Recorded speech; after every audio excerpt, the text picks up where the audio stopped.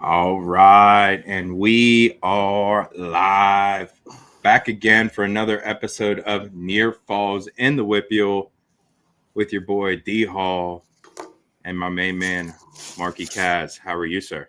D Hall, I'm doing well, brother. How are you? Another great week in the books. Team championships. We're going to dive into that. Um, we're going to dive into the section seeds that just got released today. So that's exciting. We're going to break them down a little bit. We got Matt Taylor coming on to hang out with us. Needless to say, I'm freaking excited, Kaz. Oh, hell yeah. We got a great Individual show. starting, get to recap team states, get to hear from Matt. Well, he's out in the District 4 area with, Montoursville placed or was one of the final teams out there. So we'll get some good insight from him. What hat are you rocking, Donnie? That is Switch Custom Apparel, my Oh, friend. there we go. Mr. Chris Cars, for all your embroidery and apparel needs. Look at that. You already got one of the sponsors knocked out. I didn't even do that. Like, I was actually wondering. People were probably thinking that was like. So if you look at the S, check that out. The S kind of got like the switch in there. You know what I'm saying? Yeah. Switch Custom Apparel. Chris Cars over in Bridgeville. Check them out. But yeah, man. So it's going to be a great show. A lot of stuff planned for you guys. We hope y'all enjoy it. Let's hit the music. To the Near Falls WPIAL show, where DL and Kaz are gonna tell you all the things you wanna know. Whether it's Trinity or Spencer Lee or Mr. Kurt Angle, just ask Vinny, WPIAL, Ken and Mac for sure. They got the interviews to soothe your soul, because it's Near Falls in the WPIAL.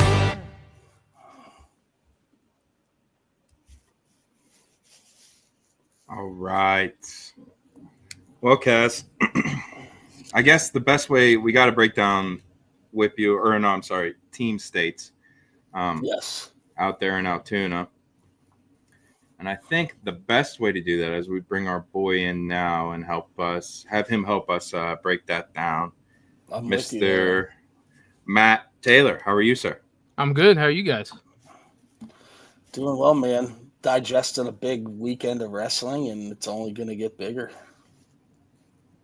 So with individuals starting, what's the landscape out your way? Just before we get into the team stuff, like, is it, for us in the WPIALs, we have sections, WPIALs, regionals, and states. What's it like in District 4? How do they go about theirs? Double A is the same way as WPIAL, so it goes sections, districts, regionals, and District 2 comes into that. That's at regionals. They have their own thing. They just go right into districts. It's a little different this year with 3A because they're not paired up with District 9 anymore. They're going to Northeast Regional instead of Northwest Regional. So they're going to have their own districts. It's only going to be like 4 or 5 teams. And then they'll go up to the Northeast region with, I think, 2-11. And I think that's it. I don't even think it's 11. I just think it's 2.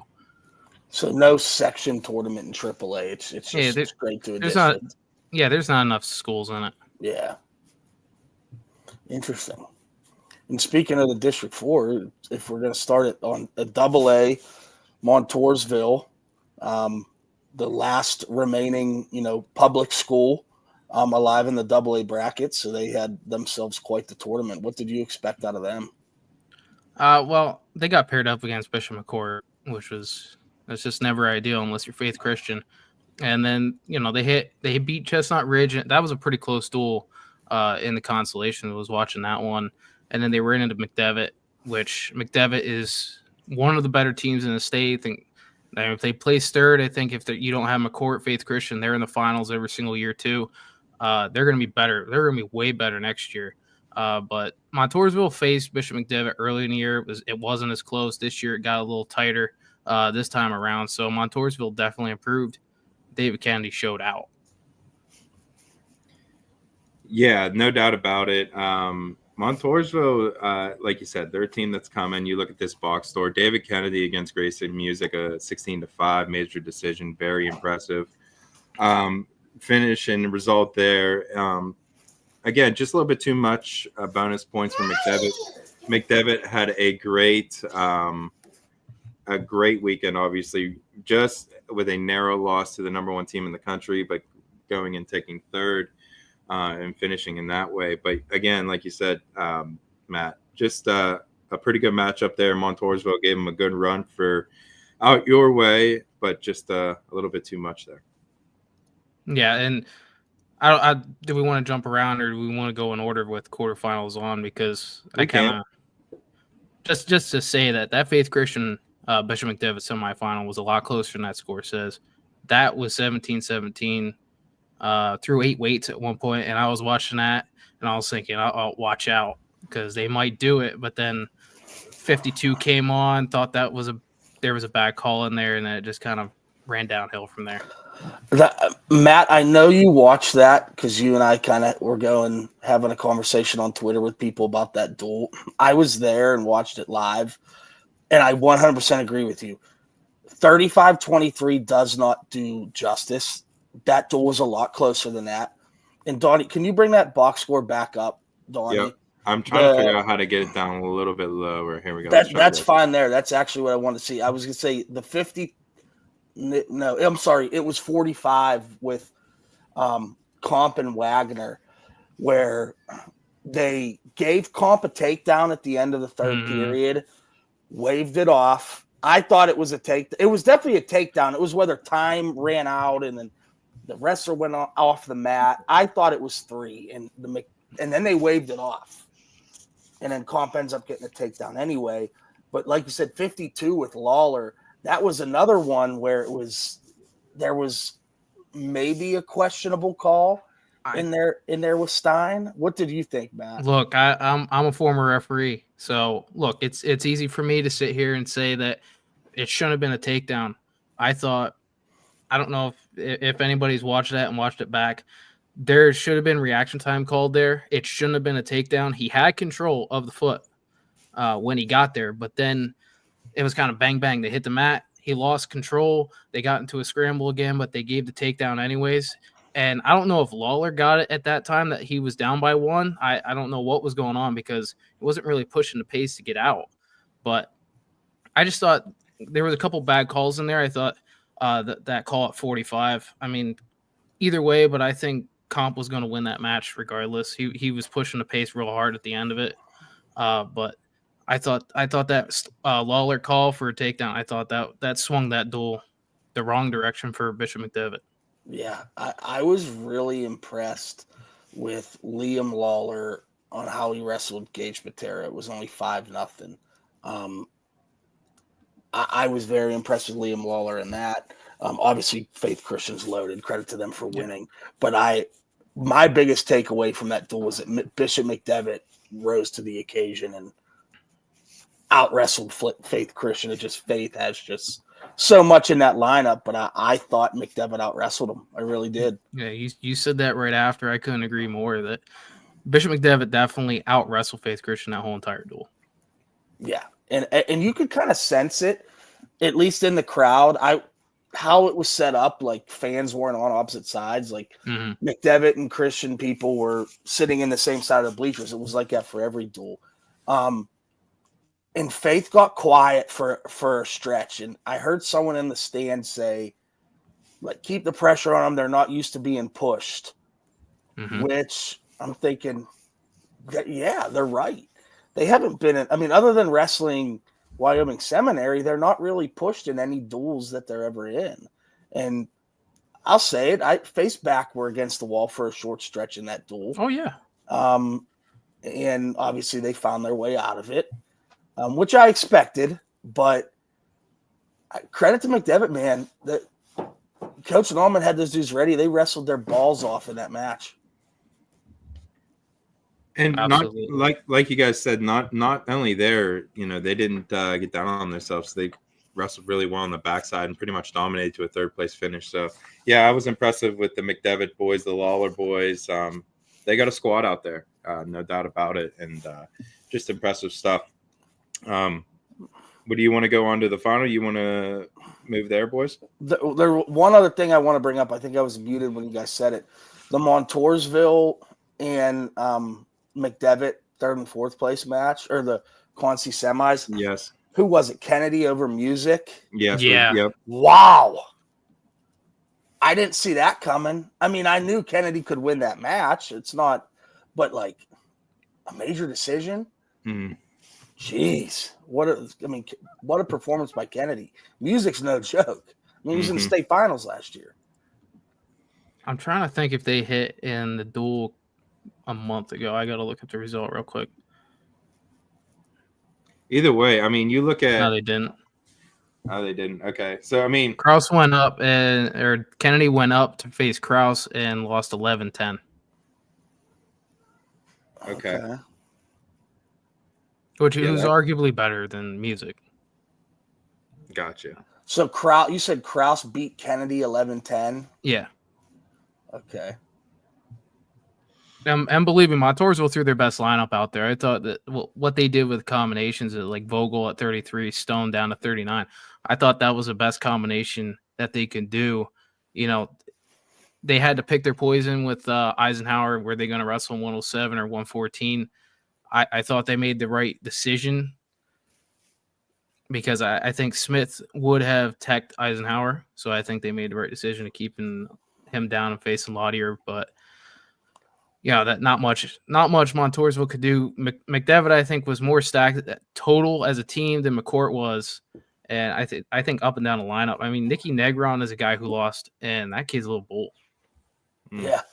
What did Babotis and Lawler wrestle in the duel, the non-state duel as well? Yeah, 6'5" there for Bobatos, so pretty much he's same 6'5" result. and 3-1 over Lawler, so they're both Yeah. right there. Close. Interesting. Impressive. I like it. All right, boys. Hit AAA. Quickly, Erie Cathedral Prep dropping down the two-way, that kind of helped them out because they did very well this tournament. They did better than I thought they were going to do. Mm-hmm. Yeah, Yeah, I agree. Yeah, they on the backside they went and beat Burrow. They beat Berks Catholic, and then just lost to McDevitt. So you look at their run definitely on the backside. They were very strong, dropping down from AAA, like you said, Matt. But a team that has the pretty solid up and down the lineup, no holes for sure. You guys might have said it when I was muted real quick. What going into the Faith McCourt duel, who did you think was going to win? Well, for me, I read that it was going to come down like the flip and I forget what matchup where they were going to basically put Bassett and who they were going to get on Bassett. So, and then right after the flip happened, the announcer started flipping out that Faith Christian won the flip, and that kind of changed everything, as we got into the duel. But I thought McCourt was going to win. They've been on a run. They beat Sam earlier in the year. I thought that they were going to take out Faith Christian here. I thought that they were going to complete it, and just coming off of what we'll talk about maybe here in a second with Bo Bassett and Jack's Forest commitments. I just thought that they were going to run right into the tournament, dominate, and be done with it. So yeah, it was impressive. See, I went the other way with it. I had McCourt number one ever since they beat Seminary, but then I looked at Faith Christian and I looked at their lineup against Bristol in the district finals when I was doing my re-ranking of all the state teams, and I actually wrote this one. This is the most I've done with a team ranking. I wrote the whole lineup out, put it up, match up together, best case, worst case for all the scores, and had Faith Christian winning beforehand. I had it in a similar score like this. I mean, you don't know flip. You don't know who's going to forfeit. So 107 could have been different, or where they were going to put Rasich, because I think that was the biggest one with the flip, was where they were going to put Rasich and Backman. But yeah, I after that Bristol duel in the District 1 finals, I was figuring Faith Christian just had too much of a lineup up and down. I had McCourt slightly. Just I was torn, but then when Forrest weighs in at 27. They have Jackson Butler up their sleeve to put in really wherever they want and bump. I thought that was going to be the difference. So I had McCourt slightly in that, but Faith had the game plan. Winning that flip's obviously huge. Even if they lose the flip, Faith probably still wins, maybe. But well, I mean, either way, at 107, or was it Eli Herring? I'm sorry, at 114, getting pinned at the end of the match. That was big. That was huge. I mean, it was looked at like my it was a dad and I said- decision, and that was changed the whole match, right? Yeah. Yeah, that was the first match. I looked at my dad because me and him were sitting there watching it, and I just said, "Duel's done right there." Him getting pinned changed the whole duel. That was huge. Unfortunately, when it's that tight of a duel, I mean, we saw it last week. We were just watched Smitty's call. I showed you his call, Matt. I mean, Max Firestein pinning Ruggieri when it was literally, on paper, a coin flip to Ruggieri. We'll talk about it here in a minute that he went out and reversed that result here this weekend. But just an unexpected pin like that changes everything. Yeah, it's huge. Especially because Herring was wrestling so well that whole match too. And he was. It just seemed like he got a little overzealous there at the end, and good wrestlers are going to catch good wrestlers. So absolutely, no, I agree with you. He was wrestling a great match. Involved early, almost got in on a duck attempt early. It was a great match. That was one of my favorites, and I was really unfortunate to see him get stuck there at the end. But yeah, all right. I mean, like we said, it's just a little bit too much, guys. It was a great match, but I don't know. Faith Christian, the upper weights are just money. Matty King. And it's crazy to think Faith Christian's returning state runner-up or state champ, state runner-up. Wyman, he wasn't in the lineup. He's hurt. Wade Meyer. Or I don't know how to pronounce it. Is that right? It. Yeah, Weedmeyer. Yeah, he was. Yeah, he got hurt at whatever the holiday tournament was. They went to it. So yeah, they have him who just didn't wrestle because he's hurt. Imagine him in the lineup. Yeah, just a lot. All right. So I don't know. What do you guys want to? Do we want to break down the Bo Bassett Jax Forrest commitments real quick before we move on to AAA? Yeah, while we're here. I think for me, and I think I touched on this a little bit recently, just definitely Bo Bassett was the biggest commit from Pennsylvania, I would say, since Spencer. I don't know if you guys will agree with me on that, but that's how I feel on it. Just like transcending, like just the total package. Now, I don't know. It's a debate on who's the better wrestler, isn't it? Like they're both freaking pretty damn good. So, Jax Forrest is just as good, if not better, than Bo Bassett. So who's to say that, he's not the better recruit that got him 1-2, and it's really 1A, 1B. But I think it was really good for wrestling to see those two go in two different directions. And that's kind of basically where I'm at. I'm happy to see that. And, I think they're both going to do fantastic. I both see them, having great success, whatever that kid.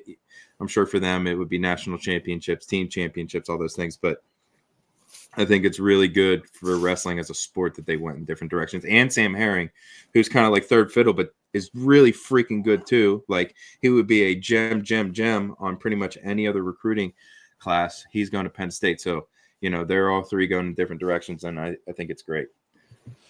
Yeah, I was surprised. Forrest doesn't surprise me. I thought Oklahoma State was where he was going. He just seems like an Oklahoma State kid. Bassett kind of surprised me. I thought it was Penn State all the way. Selfishly, I'm happy it's Iowa because I am an Iowa wrestling fan. That is the college program that I root for is Iowa. So selfishly, I'm like, okay, awesome. But I thought Bassett was going to Penn State. That's, that was the conversation for a week. Where's he going? Where's he going? Where's he going? And I told everyone, I was like, my guess would be Penn State. But yeah, I think that's huge. And I agree with you, Donnie. I think it's great for the landscape of wrestling that they're going to different schools and throw Herring in there as well. Herring's going to Penn State, and Magro actually just flipped his commit. He was going to Brown. Now Magro's going to Rutgers, I believe. Is that right, Matt? Yep. And I told Jake Wenzel at AA or at team championships, I said, don't sleep on Rutgers. And, he went out there, Rutgers really gave them a class A, like the fans, they had some dude holding up a Go Bo freaking sign or whatever. Magro's there. Of course, Gibson's already there. Magro's going. Gibson's already there. So yeah, I thought that Rutgers is going to be good sneaky. Because yeah, they already have Harrer. They're going to get the younger brother. Did he already commit there? The younger brother? Yeah, he committed like a month or two ago. Okay, so like Rutgers got something going. Yeah, for sure. Then and they got to hear Parkins. They're getting That's right. They're getting a couple guys from Lehigh Valley, so that team is going to be loaded here soon. Yeah, I'm not surprised. And they're doing all the right things. Like that facility, you see the facility on Instagram and things. It's beautiful. And I think Magro is another one. I mean, we could talk about this team up and down. Both teams. I mean, both teams have prize possessions for a lot of these schools. And we're gonna have this conversation next year about. And I think people are forgetting that Owen McMullen, a guy who isn't wrestling this year because he hurt his knee, he's committed to Iowa. So that's two guys now from McCourt that are going to Iowa. But I think that Bo Bassett, I think his commitment, and I said it the day after, I think that his commitment is going to have more of an impact on Iowa wrestling than Spencer Lee did. I saw you tweet that, and I agree with you. Because I just think that he's going to draw more kids there. And somebody brought it up about media. There's more media attached to wrestling right now than there was when Spencer Lee was going through college and in his commitment process. I just think that this is an opportunity for Iowa to really blow up and start to catch up to Penn State. I think also with Jax Forrest going to Oklahoma State, it gives them an opportunity because they got Drayshawn Ross, who's a highly touted, I think, number 3 in the country. Out of Iowa. They flipped him from Iowa over to Oklahoma State. So I think, and you're seeing it, it's coaches, it's David Taylor going out to Oklahoma State who's changing that landscape. Because, I mean, I had people ask me, do you think Jax Forrest goes to Oklahoma State if it wasn't for David Taylor? And I don't think so. But, I mean, you never know because, you don't know who's coaching there. You don't know anything of those factors. You don't know. Maybe Jax Forrest loves the state of Oklahoma. He might have went to Tulsa 2 years ago and loved it. I don't know. But, I just think that these guys leaving the state, I think it's great for the sport. It's going to spread the talent out. It's going to make NCAAs a hell of a lot more exciting come March because the team race is actually going to mean something now. Boy, Oklahoma It's going to take a little time, though. Let's not act like it's going to happen overnight when Bo Bassett gets there. It's going to take 4 years. And Penn State's not going anywhere. Everyone's so excited about this, and Bo Bassett's definitely going to change things for Iowa. And I think this is going to happen, but he's got to get guys to go with him. You know what I mean? We all heard the stories of Spencer, reaching out to guys like DeSanto, like obviously all the Young Guns boys and, coming along with him. But, specifically DeSanto, who beat him in the state finals, to reach out to him, hey, come out, be my workout partner, come wrestle for the Hawks after what went down at Drexel. Yeah. I think Bo's going to be an ambassador in that sense of getting guys to come with him. And, I could see the Hawks being right there very soon. So I do think it's kind of quickly turning into a 3-headed monster in wrestling, which could be, pretty interesting. And next year at this time, where's Melvin Miller going to go? I mean, and it's going to probably be the same 3. Is it Penn State? Is it Oklahoma State? Or is it Iowa? Maybe Ohio State, throw it in there, but I have a hard time believing it's not going to be one of those 3. And what I like about these kids, I feel like they're making decisions that are going to benefit them and are not trying to follow each other. So I that's another thing that I like because I think sometimes you see guys following other people because, oh, he was good, so maybe I can go there and be just as good, or he was my teammate, so I'll go with him. And for these kids, maybe they're not stepping out of their comfort zone, but these kids have been working together for how long? 4, 5, 6 years, and they're young kids. So to step out of their comfort zones, go to places they think are going to benefit them, I think it's great. I agree. Well said. Absolutely. All right, I think it's the best way to finish that off. Let's jump up to AAA. But before we do that, let's quickly hear a word from our sponsors. Mr. Mike Smith over Smitty's Corner Rugs at smittyscornerrugs.com. If you don't have a set of Smitty's Corner Rugs, what are you doing? Class up your event, class up your club, class up your gym, and protect your investment with an investment of some Smitty's Corner Rugs. Thank you so much for all the love and support, brother. Division 1 Wrestling Club at d1wrestling.com. That is Mr.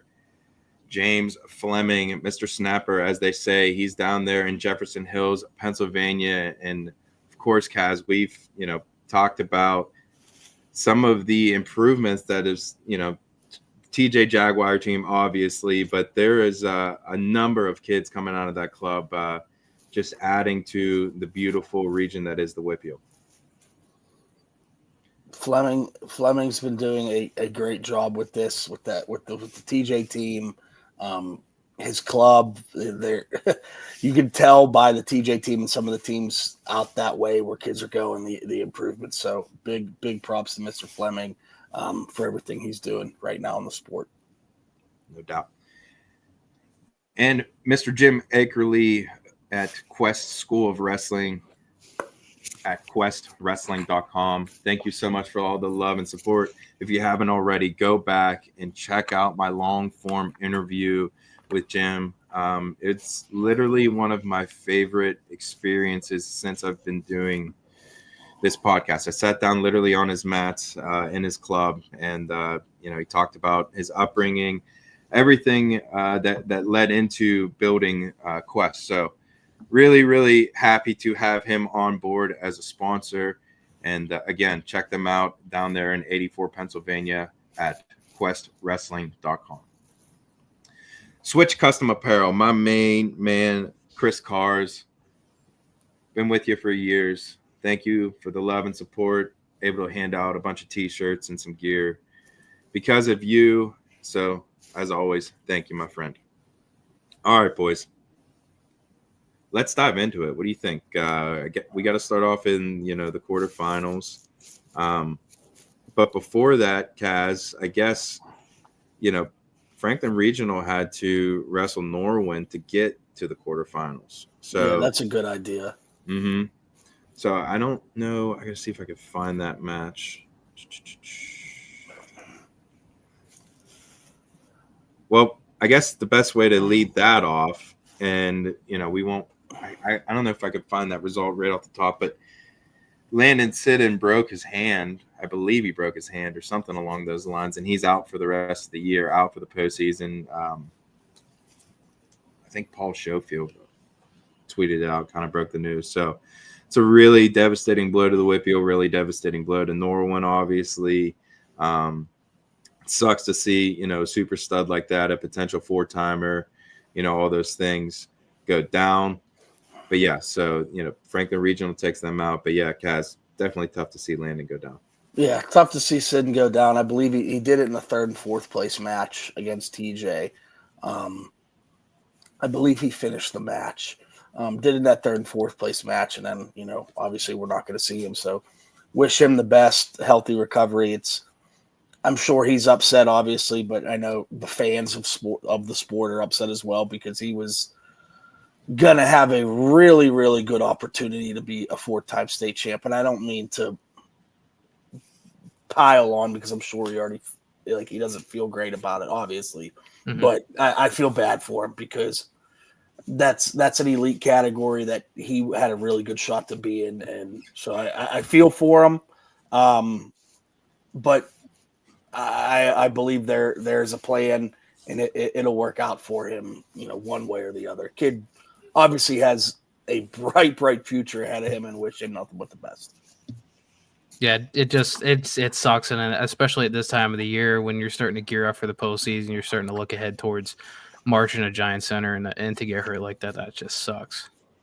Especially, and I don't know Landon personally, but everything I hear is that he is a stand-up, obviously a great wrestler, but he's a stand-up young man, a stand-up student, a great kid, everything you want in a high school kid outside of the sport. So that'll carry over, and I'm sure he'll still be very successful, but it's just a minor setback for a major comeback. Isn't that what they always say? Absolutely. Yeah, no doubt about it. Just to kind of wrap up bow on it for me, what he did in December, that 15, 16 day run where he captured 3 of the best tournaments in the Insane. country. You know, just one of the most impressive things I've seen in a long time. Just really, really cool to What see was that it? stuff. Beast Powerade and Doc Buchanan in like a 16-day Mhm. stretch. Something wild like that, just wild. So, but yeah, sad to see him go down. But Franklin Regional takes them out in pretty deciding fashion. A match that we've seen now, I think 2 times. That was the second time they wrestled. I believe it's sections, and Yeah, they wrestled like a week before that, which is another reason why I think that is the predetermined thing is so freaking stupid. You make the WPIAL third go into the WPIAL first for the quarterfinals. They wrestled a week ago. Whatever. It's stupid. It's freaking stupid, and we all know it's stupid. Yeah. Not to mention, District 11 gets 2 teams in the bracket. Don't start with me. Give me a break. Don't start. But District 1 gets 4. Okay, District 1 gets 4. They sent 3 to the quarters, so I can't say anything about them. District 3 getting 4 and sending nobody to the quarterfinals is the thing I am most outraged from. That's bad. Because there has been no point where there's been 4 teams in District 3. I've done rankings all year. At no point were there 4 schools in District 3 that were ranked in the top 20. The fact that they can get 4 in the top 20 in the state to qualify based off of location, based off of population, how many schools, I get all that, and that's great. But there also has to be a success factor in this, and we do this with the seeding criteria, the state tournament every single year. We take last year's result, we put it into this year, and who qualified and all that, because we see stupid seeds just based off of, well, this kid didn't wrestle last year, but he's a senior and he had a great year, but he gets penalized for that. So we see that every single year. That's fine. But we don't do that for the team state tournament, where we see that District 11 for the past, 5, 6, 7, almost 8 years on both AA and AAA usually have both teams in the finals or both teams in the semifinals. This was an off year for AA because you didn't have Notre Dame Green Pond because they moved up to AAA. But if you think about it, if they were in the AAA bracket this year, do they place third? Yes. I think they get third. Yeah, they probably do. Because Boyertown is not better than them. I think not to rag on WPIAL teams, but I don't think Connellsville is better than Notre Dame Green Pond is this year. So I think they get third. And you could make the same case for Easton and Northampton too. Oh yeah. I mean, what you're going to put? No disrespect to these schools. What you're going to put in Elko, Boiling Springs, and Wilson Westlawn? I'm just throwing out some. I know Gettysburg was in there. I believe Elko was in there. Over Easton and Northampton and Notre Dame Green Pond, who were all ranked top 7 in the state. Who were the 4 District 3 teams? It was Gettysburg, Elko, Mechanicsburg, maybe. Gettysburg, Chambersburg, Boiling Springs, Elko. Here's how this district tournament finished. The 9 seed Gettysburg wins the district title over the 10 seed Chambersburg. 5 seed Boiling Springs loses to 6 seed Elko. Where was the 1 seed? Lost in the quarterfinals to the 9 seed. Where was the 2 seed? Lost in the quarterfinals to the 10 seed. The 3 seed, same thing. 4 seed, lost to the 13 seed in the round of 16. So the best teams in District 3 didn't even make it this year to the state tournament, seeding-wise. And they actually seeded it because they went off of record and common opponents and everything. So District 3 actually seeded their tournament. Gettysburg earned a 9 seed. And I don't know. That's me. So a very close friend of mine, Jake Cherry. So hold on. As you guys keep ranting, I'm just going to bring this in just for a visual. I got Jeff's PA Power rankings for the state AAA dual team. So we're just going to bring this up just for a visual on what it looks like. So I'm going to stop sharing this one.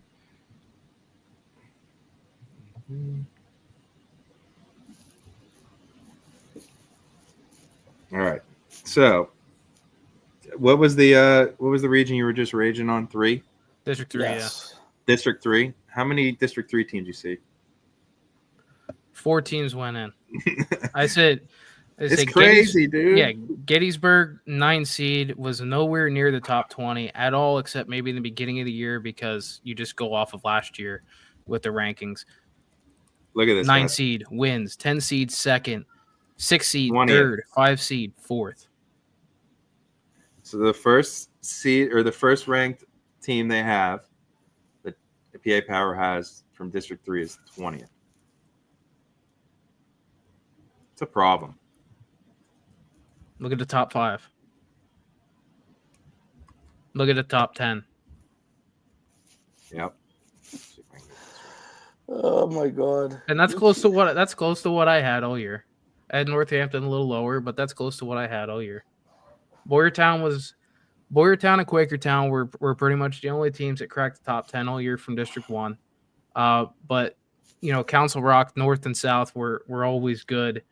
But you start talking about District 3 teams, and for them to get their own region and individuals, and I know we're starting to get off the team thing, but I love they it. get their own region.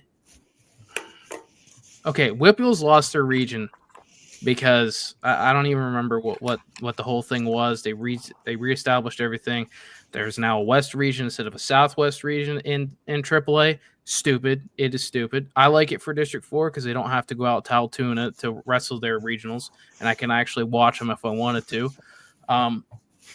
But how does District 3 get their own region? It's got to be a little home cooking because where PIAA headquarters are, right in the middle of District 3 territory.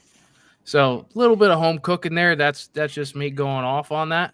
But again, back to team. 4 teams. Stupid. You can, and I get it. District 11 doesn't have a consolation bracket for their districts for team wise. They don't need one because they sit there and say, we don't have a third place get there. So why are we wrestling all these extra matches? Yeah. So you save money on referees, you save money on location because you don't need 2 locations. They run AA and AAA at the same spot. Top 2 go for AA, AAA, but because that's what District 4 did this year. Well, I mean, I could see the semis drop it just for District 11's sake. I could see a true second if they did not lose. Or they could do in it like the bracket. WPIAL does it, and the semifinal losers drop into the 3rd and 4th place match because you actually earned it. If they get a third freaking place or if they get a third qualifier, they don't have a third qualifier. They got 2. It's bullshit. Like it is such malpractice of the PIAA to sit these kids at home these teams at home that do not deserve to be at home. And it's just plain and simple. All they hurt. PIAA, I'm looking right at you. All you're hurting are the kids. That's it. The kids that should be there. I understand about fairness and numbers and, everything has to be equal in that sense. Okay. If you need a committee for every sport, I feel like it can be done. Like, I know wrestling would figure it out in 2 seconds. I know other sports could definitely figure it out. Football, Kaz, I'm sure, would be figured out pretty quickly. Like, if not already, like I'm sure there's subgroups that people that talk every single day about their sports that are passionate about it. It's very, very, very frustrating from all 3 of us. We, and because we just want to see the best product and the best kids on the mat. That's it. So. Exactly. In the district, a very close friend of mine is an assistant wrestling coach at Central Dauphin, District 3, Jake Cherry. Was a longtime teammate of my sister's boyfriend at Pitt on the wrestling team. He's a great friend of mine. Him and I had a long conversation leading into the District 3 duels. The top 4 seeds all lost in the first round of the duels. Mm-hmm.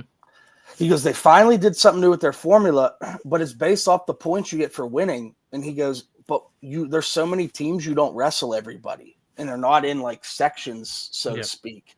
It's more regionally to where the teams who got the top 4 seeds, they didn't wrestle any of the best teams. Like Gettysburg was the best team in District 3. Absolutely. All year they were. And everybody knew they were. But Gettysburg had wrestled some tough matches and took some losses at some point. But these top teams, I want to say Hershey was the 3 or 4 seed. They didn't wrestle any top teams, so they just get all those points. It's the inflation, and they don't take that into consideration.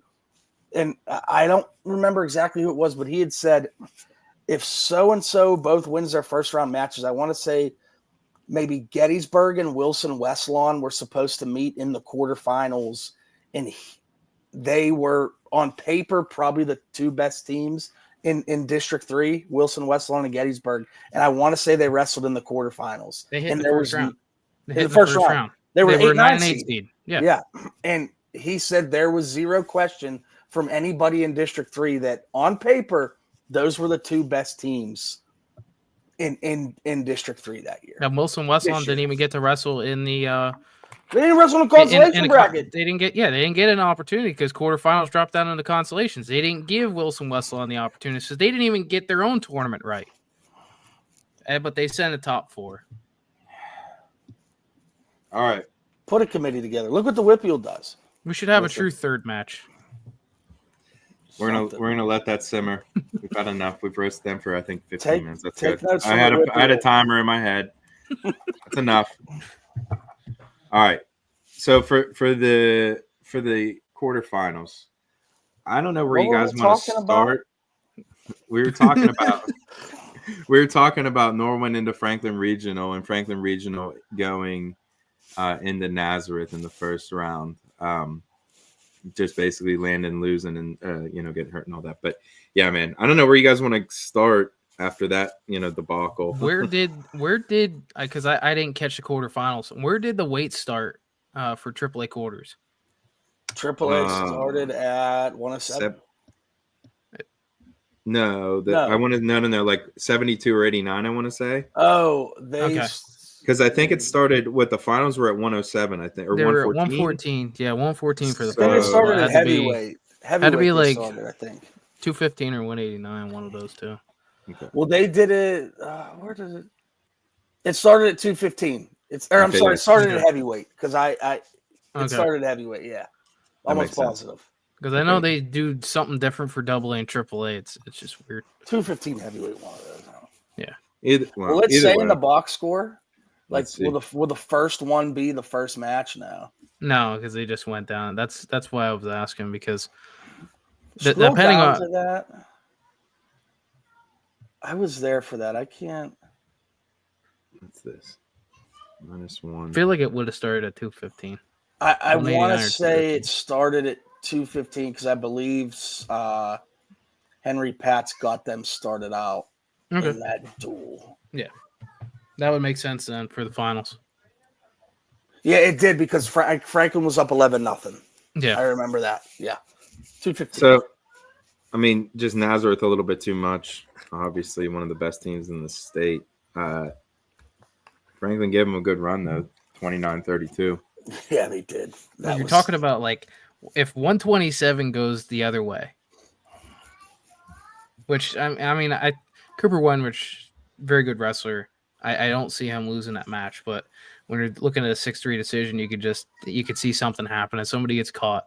If that match goes the other way, we're talking about Franklin Regional in the finals, 100%. I thought Franklin Regional was number 3 coming into this tournament, and they wrestled up to the number 3 ranking that I gave them, especially in this duel. I agree. I thought whoever wins this match is going to be in the finals. With a chance at Beth Catholic, and yeah, 127 was one of the toss-ups in this weight class. 33, I wouldn't say it was a toss-up, but Chase Smith is really good. It would have taken a lot for Smith to win that match, but I thought he wrestled well, kept it to a decision. But yeah, 27 was the toss-up there, but Franklin did what they needed to do in a lot of matches. I mean, they get bonus in the first 2. They get bonus out of Firestein, a nice win for Ankeny at 52. They have, and Sarnick doesn't get pinned. Nassif doesn't get pinned. I thought they did what they needed to do. Nather's really good. But it was a hell of a duel to watch. 32-29. I'll take that any day. Oh, yeah. Agreed. That was great. Great showing there. Connellsville takes out Council Rock South in the quarterfinals to move themselves into the semis against Bethlehem Catholic.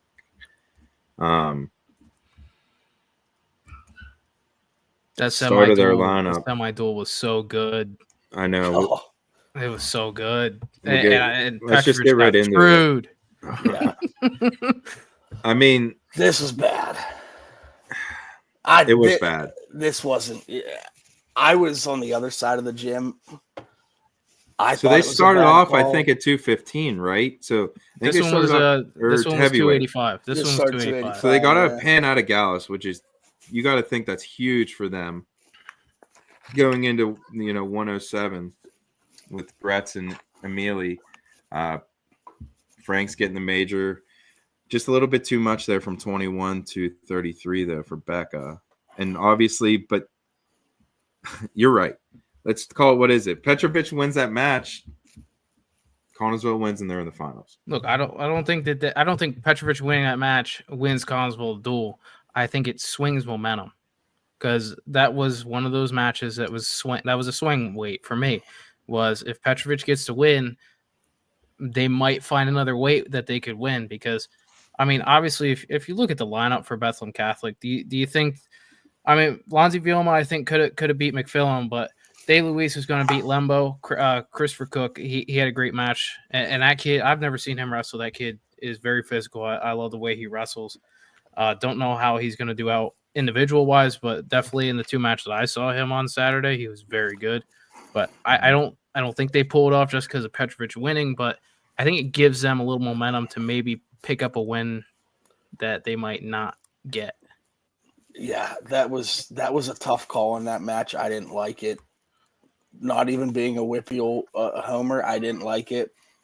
And the other match was at 121. Nolan Rice was beating Reef Dillard the whole time, was up 1-0 with about 20 seconds left, and Dillard got a takedown. It was either a revert or an escape. Takedown and 4 near fall points. Takedown and 4 near fall in the last 20 seconds or so.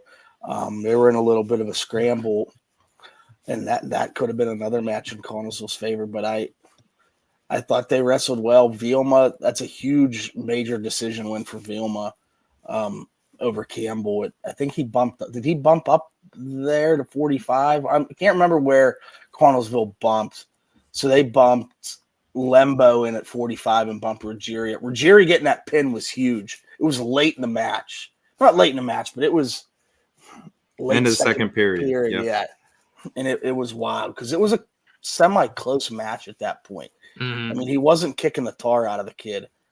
But yeah, another great duel. So to kind of talk people through, because if you didn't watch it, you don't know what we're talking about. But Scanlon's getting in on an attack. It was kind of a poor shot from Petrovic. Scanlon was getting behind, but then Petrovic wrapped his arms around the leg, so there's no control there. At some point, they got in a scramble. Petrovic went up on his back, and it looked like Scanlon could have locked up a cradle, but he didn't. They gave the takedown. They gave 3. This is what ticked me off the most about this. I've talked to you about it, Donnie. The fact that, and I listened to the audio, Connellsville coach went up and asked for an explanation on why it was a takedown, and they hit him with his coach's misconduct. That irks me even more because, look, as a referee, I've been wrong, and I've called takedowns when they should have been takedowns, and I think he did it there. And I think he could have had the opportunity to wave it off. He didn't. He stuck with it. They talked about it. I don't know why they didn't change it, but they didn't. But to then go and not even explain why you call it a takedown, just saying, yeah, it's a takedown because that's what I said, and then to hit the coach with the misconduct, it was just a warning, so that's fine. It's petty, and it shows that it not a good official. It wasn't the best officiating crew that they had there. I thought, going back to the AA final, there was a match. I forget which one. It was a Jackson Butler match. They hit Butler for stalling because the guy on bottom grabbed his leg, put it in between his 2 legs. Butler couldn't move, and they hit him for stalling on top because he didn't return him. So just the officiating crew, that's, if you have the opportunity to go back and watch Petrovic's match, it was the last 8 seconds, just watch it. He got hosed. I think that's the best way to move on into the finals. Becca just too much for Nazareth there, and Becca repeats and just continues their dominance. But again, like we said, It was very, very close there in the semis, man. A lot of Yeah, fun to it watch either way. Yes, it was. All in all, good. There was really good wrestling to watch. As much as all the stuff with it not being a giant center, at the end of the day, watching the wrestling, I thought the matches. Yeah, like were how was that awesome. environment, Kaz? Like, was it tight there? A lot of people? Like, what was the environment like? Not a giant center environment. I mean, at the end of the day, you still had a great time. You got to watch the best of the best wrestle. But it's not the giant center. It's just not. But again, you got to see great wrestling, but it's just didn't feel the same. It didn't feel the same walking into a high school to watch that compared to walking into the Giant Center with a Hershey chocolate or a Hershey World milkshake in you, and then you go in. Like it's different. The finals match for Nazareth Bethlehem Catholic was really good. I forget, it might have been tied going into heavyweight. No, it was 28-33 going into heavyweight. And Cozy from Nazareth was leading 7-0. Was throttling this kid. Like, it looked like it was getting close to being a major, and he got caught and put on his back. Duel over right there. That sealed it for Bethlehem Catholic because, you know, Cozy could have won that match, got a major, and tied the duel. I think everybody knew that Nico Emily was gonna do something and win it for Bethlehem Catholic, but that score is not indicative of how close that duel was near the end. Impressive. Yeah, I mean, Donnie, scroll up to the top of that real quick. Yep. This is completely off base, but you know I'm a name guy. Oh, here we go. Remy Trach, that's sweet. That is. See, I like the Dillard boys. Reef and Keanu. Come on. There was another good name. There was another good name. I couldn't think of it was, but like, you know, I'm a name guy. Like, if a name sounds cool, I'm gonna let you know. Something else I can't remember. I'll have some good ones. For next week. I mean, Patrick Tarantella is a pretty good name. Yeah. There was some. I can't think of what match it was or who it was, but there was one. I was like, all right, that's pretty good. That's pretty good. I love it. All right. Anything else you want to dive into before we let Matt roll? I'm good. I'm sure we'll have Matt on here soon for some individual talk. Mm-hmm. Yeah, for sure. Yeah, I think it'll be a good idea to kind of bring Matt in. Obviously, we'll do our big PIAA preview, but maybe in between now and then we'll do like a regional update of, you know, things that have happened, and maybe, you know, we'll fill each other in on that because, you know, it's an extra week out here for us, Kaz, so it's a little bit different than years past, than any year. So it's just going to be an interesting wrinkle this year, I think. Yeah. Oh, your boy from Montoursville, and I've heard the name for years. Aristotis Babatus. Oh, yeah. That's a great name. Aristotle Babatos. That's a great name. That is a great name. Babatos. I love that. All right. Let's move on here. Matty T, thank you so much for coming on and hanging out with us, brother. As always, you know, we enjoy your insight and knowledge. You're like the steel trap out for the, you know, the District 4 out there. So we appreciate you, brother. Good. Thanks for having me on, guys. Thanks, brother.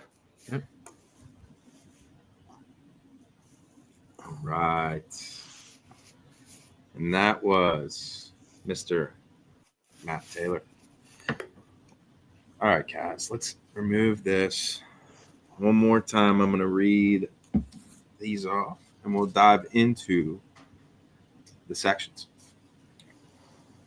Mike Smith over at Smitty's Corner Rugs, smittyscornerrugs.com. If you don't have a set of Smitty Corner Rugs, what are you doing? Pick up a set of Smitty's Corner Rugs. Protect your investment with an investment and class up your event at the same time. Again, pick you up a set of Smitty Corner Rugs at smittycornerrugs.com. Division 1 Wrestling at d1wrestling.com. That's Mr. James Fleming down there, 51 Pennsylvania, down 51 Pennsylvania. Been doing his thing and, you know, quickly starting to produce some of the best guys in the WPIAL, certainly leveling up. Thomas Jefferson in the process. So go down there, check out D1 Wrestling Club at d1wrestling.com. Quest School of Wrestling at questwrestling.com. Big thanks to Mr. Jim Akerley. Again, go on and check out my long form episode with Jim. A lot of fun hanging out with him, literally just sitting on his mats, hearing his story. One of my favorite interviews of all time. So yeah, go on there, check out that. And again, I appreciate all the love and support, Jim, over at Quest School of Wrestling at questwrestling.com. And of course, my main man, Chris Carr, is over at Switch Custom Apparel in Bridgeville, Pennsylvania. For all your embroidery needs, he will take care of you. All right, Kaz. We did a little prep work for this one. We did. Well, you're the tech guy. Well, I wouldn't say you're the tech guy, but you're more than the tech guy than I am. My brother being home. It was good to see your brother last Saturday at Penn Trafford. I haven't seen him in a while. Yeah. Peters Township, but yeah. Or what did I say? Penn Trafford? Yep. Yeah, PT. Yeah, there's your shout out, Trav.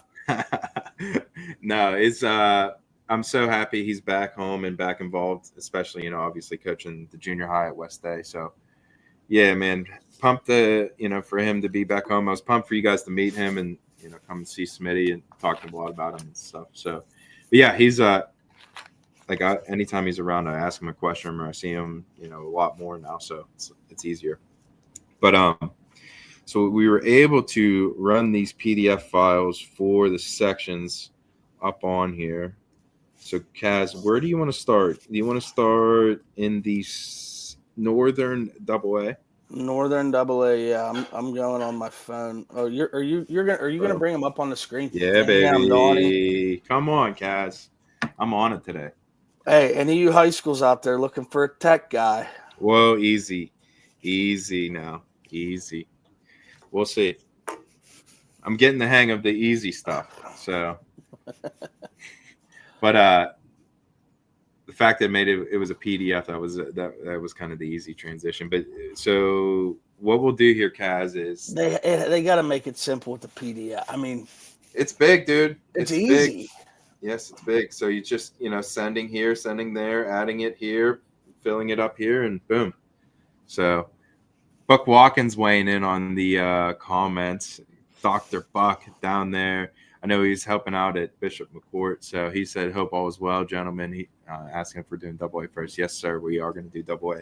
It's on the screen. We got the Northern Sectionals, guys. I think we should pick our champ. I will run down the top 6 seeds. We'll pick our champ. And then maybe a bracket buster or someone that we're really interested to see what happens. Yeah, I'm with you there.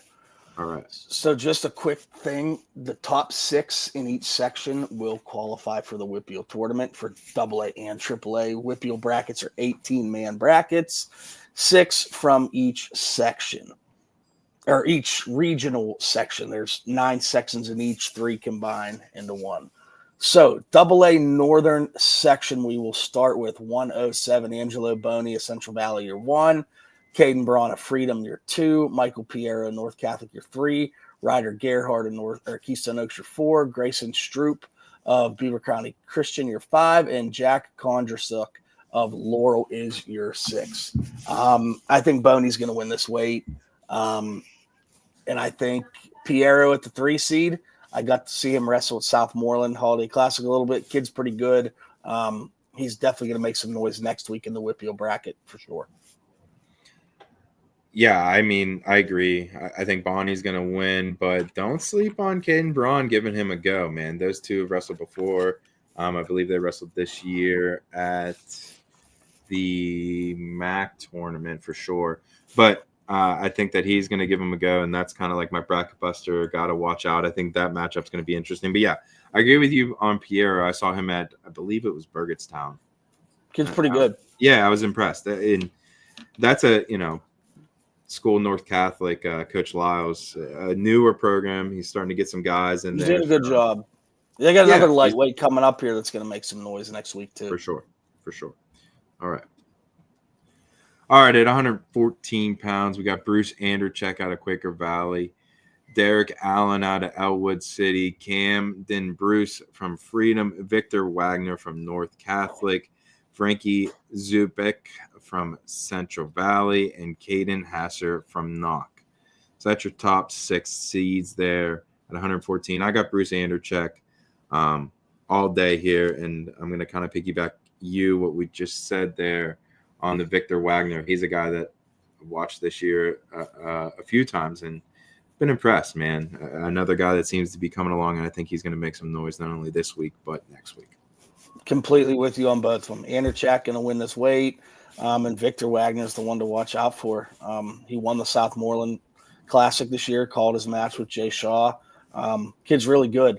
Hate to see him as the 4 seed running into Anderchak in the semis, but that's the way it goes. Wagner won't have any trouble moving on to next week, and it's a kid I would expect to see at the regional tournament as well and see what he can do from there. Kid's pretty good. Yeah, I agree. We got a bunch of people weighing in on Instagram. I'm looking at it, Kaz. I don't let's see here. It's good, man. Getting some love over on Instagram. Zach Tolley said, "What's up?" Let's see what else we got.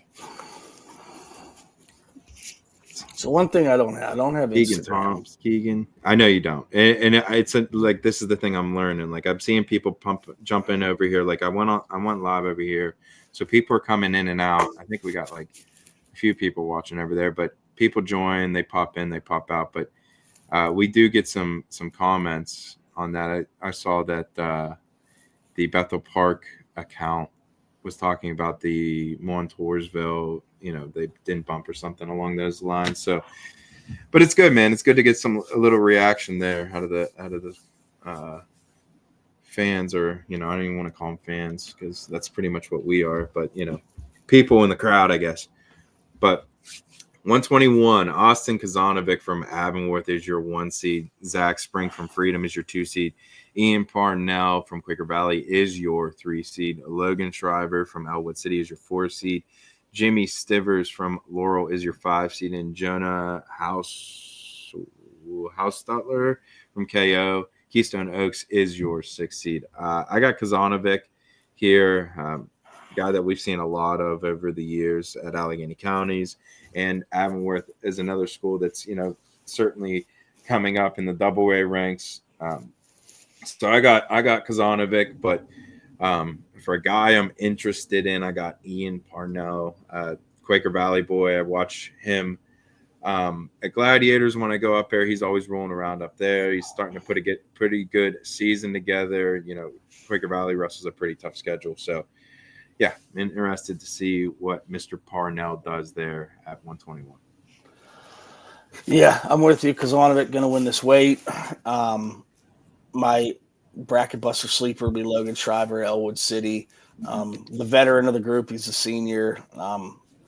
He's been to the regional tournament before. He's been in the WPIAL tournament all 3 years. I see him being there again. Think he could be a tough out for a lot of guys. So Shriver, Elwood City would be my guy to keep an eye on. Yeah, baby. All right. 127, Antonio Boni, the 1 seed out of Central Valley. The 2, Rocco Zagai out of Summit Academy. 3 seed, Jeremy Wagner of Keystone Oaks. 4 seed, Jarrett Crow of Knock. 5 seed, Archer Brua of Laurel. And your 6 seed is Connor McKinney, the freshman from Beaver County Christian. This one pretty cut and dry to me. Boney going to win this weight. Probably be the number 1 seed at the WPIAL tournament as well. As far as a bracket buster here, I like Archer Brua from Laurel. He's 21-11. He's a sophomore. Had a pretty good year and had a decent year last year as well. So I think that's a name to watch out for. I like it. I am going to go with obviously Antonio Boni. I think he's one of the. I mean, man, all 3 of those Bonnie boys, they're pretty tough sons of bitches, dude. The ones that I believe Mount Union still, and the 2 on the team currently, all 3 of them are tough as hell. So I got Bonnie winning it.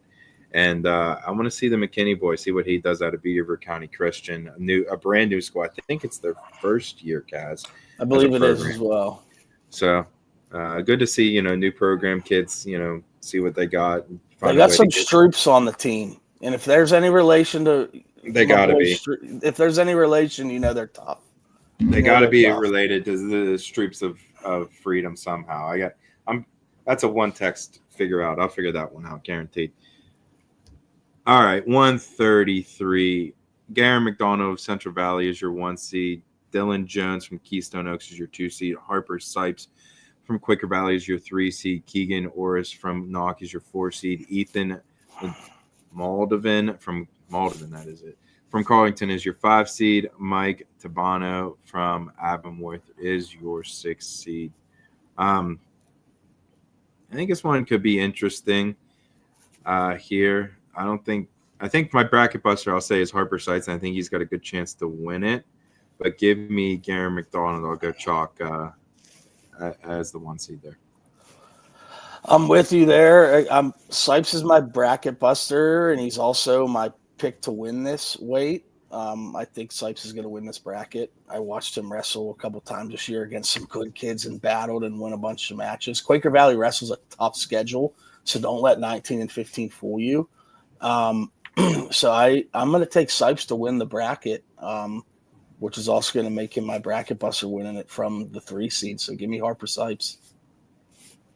I like it. Same wavelength. All right. 139. 139, the 1 seed, Matt Dana, 40-4 on the year. Boy, you got some wins stacked up. Angelo Emilio of North Catholic year 2. Domingo Tojian of Quaker or Keystone Oaks. It says 13th grade there. I'm going to have to give John Peterman some 13th grade. Hold on, guys. It does say that. I'm just gonna call it out. It's got. It's got a CCAC there. Keystone Oaks. I'm going down the street, cause I'm gonna mess with Peterman for that one. John Peterman, we love you. You know that. Oh man, but hey, it's just it happens. It's easier. It's easy to do with you punching all these numbers in. I mean, look at my last name. I still spell it incorrectly, so it doesn't matter.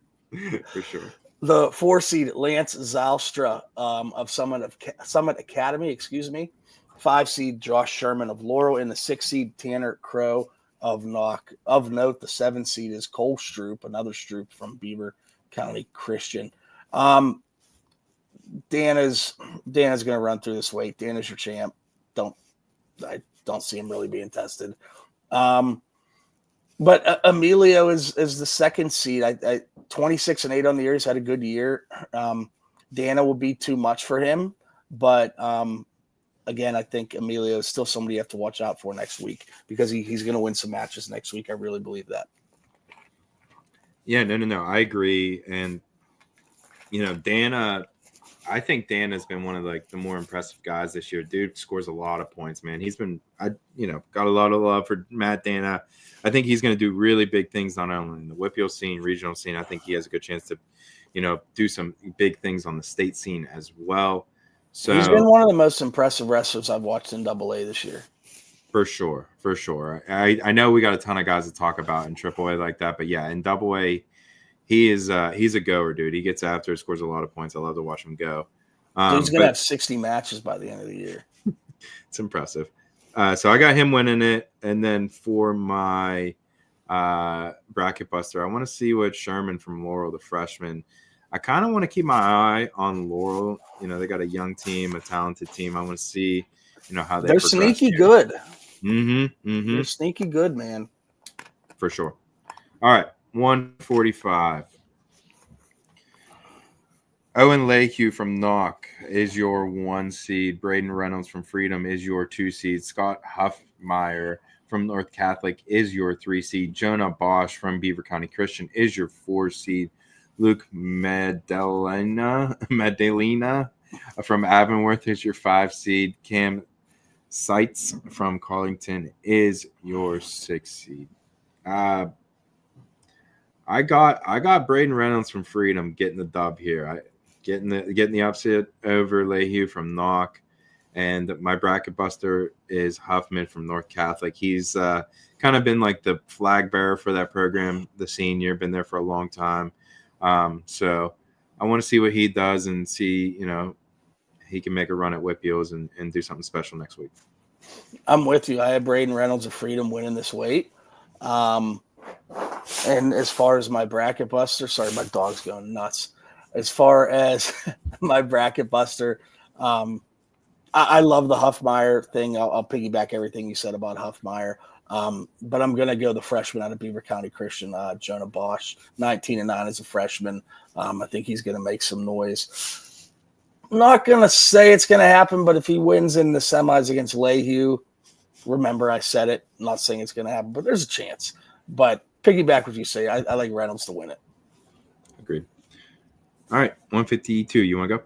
Yep, I'll take it. Gavin McCrae of Freedom, your 1 seed. Jack Dimert of Quaker Valley, your 2. Braxton Carr of Laurel, your 3. That's a good top 3. Josiah Bosch, another freshman from Beaver County Christian, 21-7. Braden McGowan of Knock is your 5. And Angelo Valerino of Avonworth, your 6. Give me Dimert to win this weight. I think him and McCrae are really close. I'm anxious to see how that match goes. They wrestled? I think they had to have at some point this year. Go ahead. I'm gonna look. But give me Dimert in that match. 2 of the best guys in the WPIAL. I think they're both ranked in the top 5, along with like Horwat, Zanella, and Erdley. Carr's right there too. I mean, Carr and Dimert in the semis is going to be a really good match. But give me Dimert as the champ here, and I'm gonna go back to back on Beaver County Christian Bosch's. Josiah Bosch, my bracket buster here. I got you. All right. You took my pick. I like that. That's a good pick. I'm gonna run it though. Josiah Bosch. I want to see what the freshman does as my bracket buster. I got Gavin McCrae though as my champ.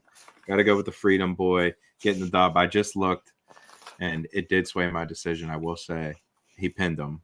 McCrae pinned Dimert. Yeah, in 1:22 earlier this year. Let's see. Where would have that been? Was that in a duel? 1-4-25. Max. So yeah, MAC tournament. So, all right. 160. Gabe Lilly, Elwood City, your 1 seed. Thomas Henry from Freedom is your 2 seed. Cameron Badaliga, Beaver County Christian is your 3 seed. Trey Dunlap of Quaker Valley is your 4 seed.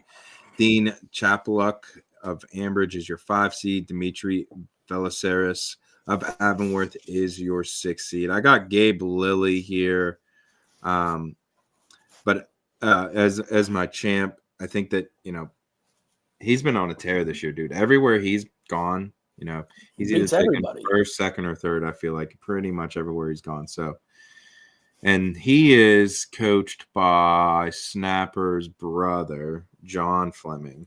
So, got some good stuff there. But yeah, I got Lilly, and then my bracket buster is Dunlop from Quaker Valley.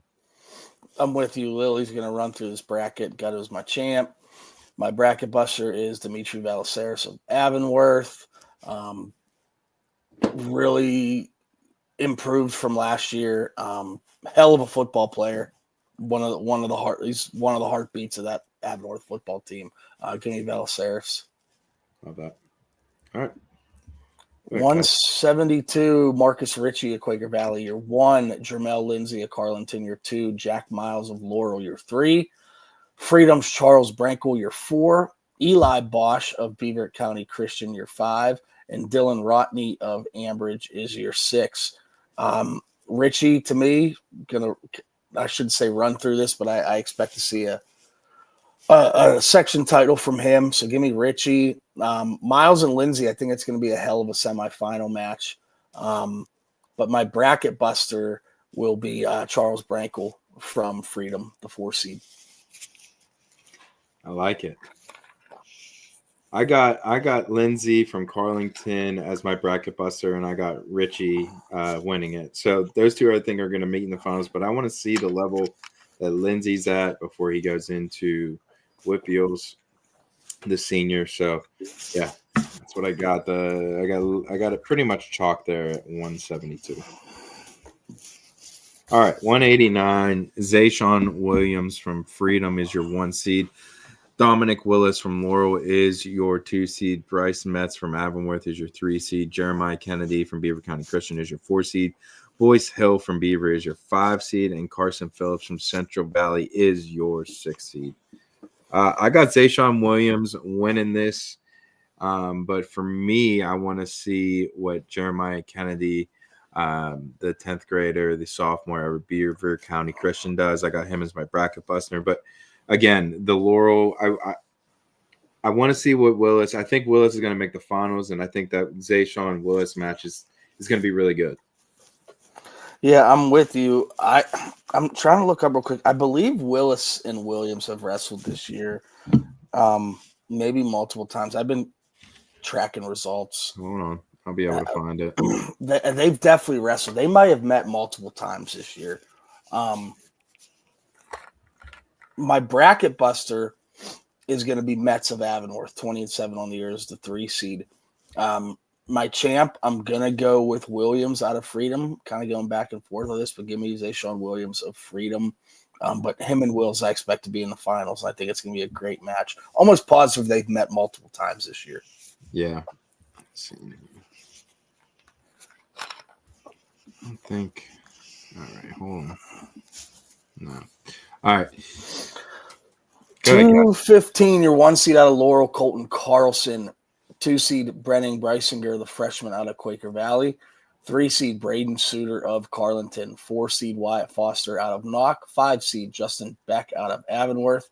And Noah Taylor, your 6 seed out of Central Valley. This is interesting. I can make a really good case for all the top 3 seeds to all win this bracket. And I'm probably, this was a tough one, but I'm gonna go with Suter. I'm gonna take the veteran. Had a good Allegheny County tournament, so I'm gonna go with the veteran of this weight class because I think they're all very close. So give me Suter to win this weight.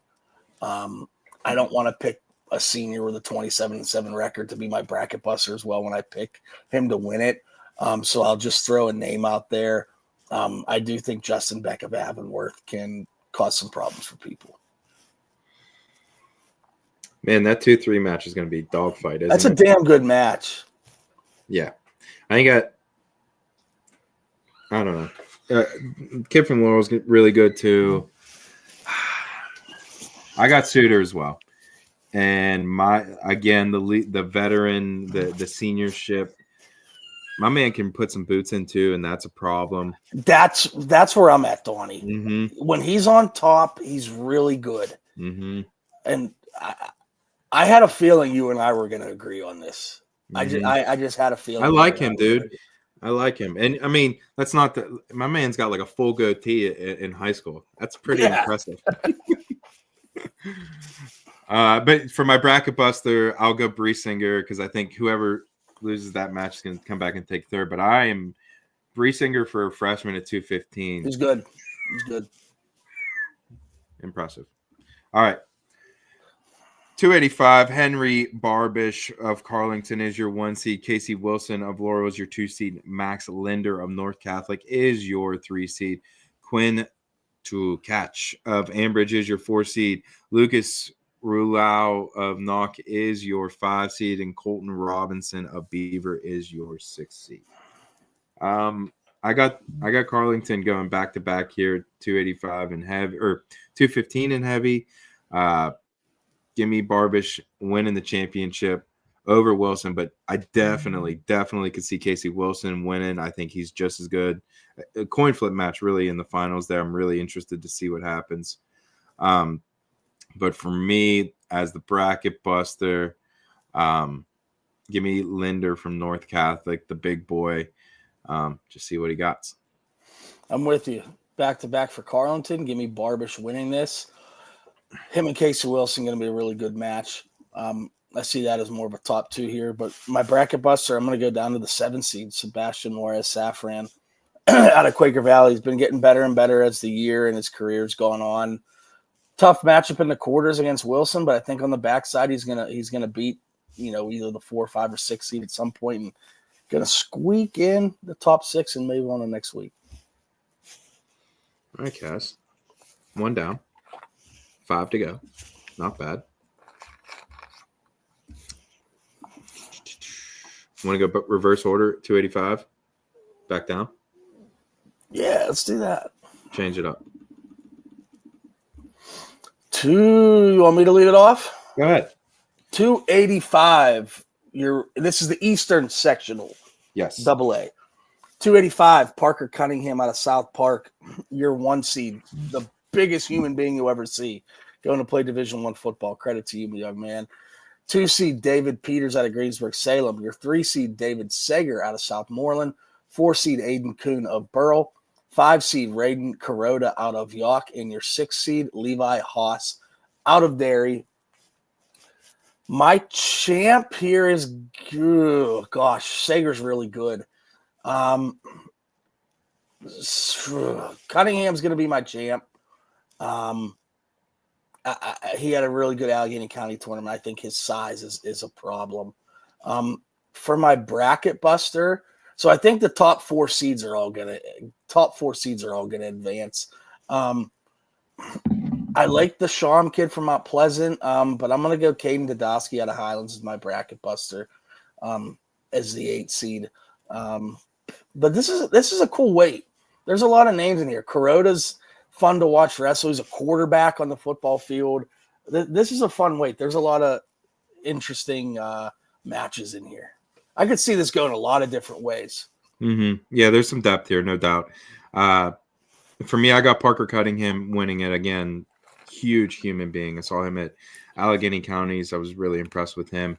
And I got Aiden Kuhn, the young heavyweight out of Burrell, as my bracket buster. I think he can do some things, man. Tough kid. And, if I know anything about Burrell heavyweights, they know how to hand fight and they know how to stay in decent positions. So give me the young buck out of Burrell there. All right. 215. Speaking of Burrell, Mr. Luke Boylan, the 1 seed out of Burrell. Caden Shannon of Southmoreland is your 2 seed. Lucas Krieger of Ligonier Valley is your 3 seed. Pierce Colvin of Riverview is your 4 seed. Josh Batachi of Highlands is your 5 seed. Jose Ramirez of York is your 6 seed. I got Luke Boylan winning here pretty easily, man. Luke Boylan's been really looking good this year. He's one of my favorite big boys to watch in Double A, heavyweight or 215. So I got Luke Boylan, but I want to see what Colvin does out of Riverview, the 10th grader there. So see what happens. I'm with you. I have Boylan winning this weight. Him and Shannon have wrestled twice this year. Boylan was pretty dominant the last time they wrestled a couple weeks ago. But my my bracket buster is going to be Krieger out of Ligonier Valley. I think he's gotten better and better, so I'm going to take Krieger. 189. The 1 seed Brady Brown out of Derry. 2 seed Wyatt Markovich out of South Park. 3 seed Jake Mundorf out of Ligonier Valley.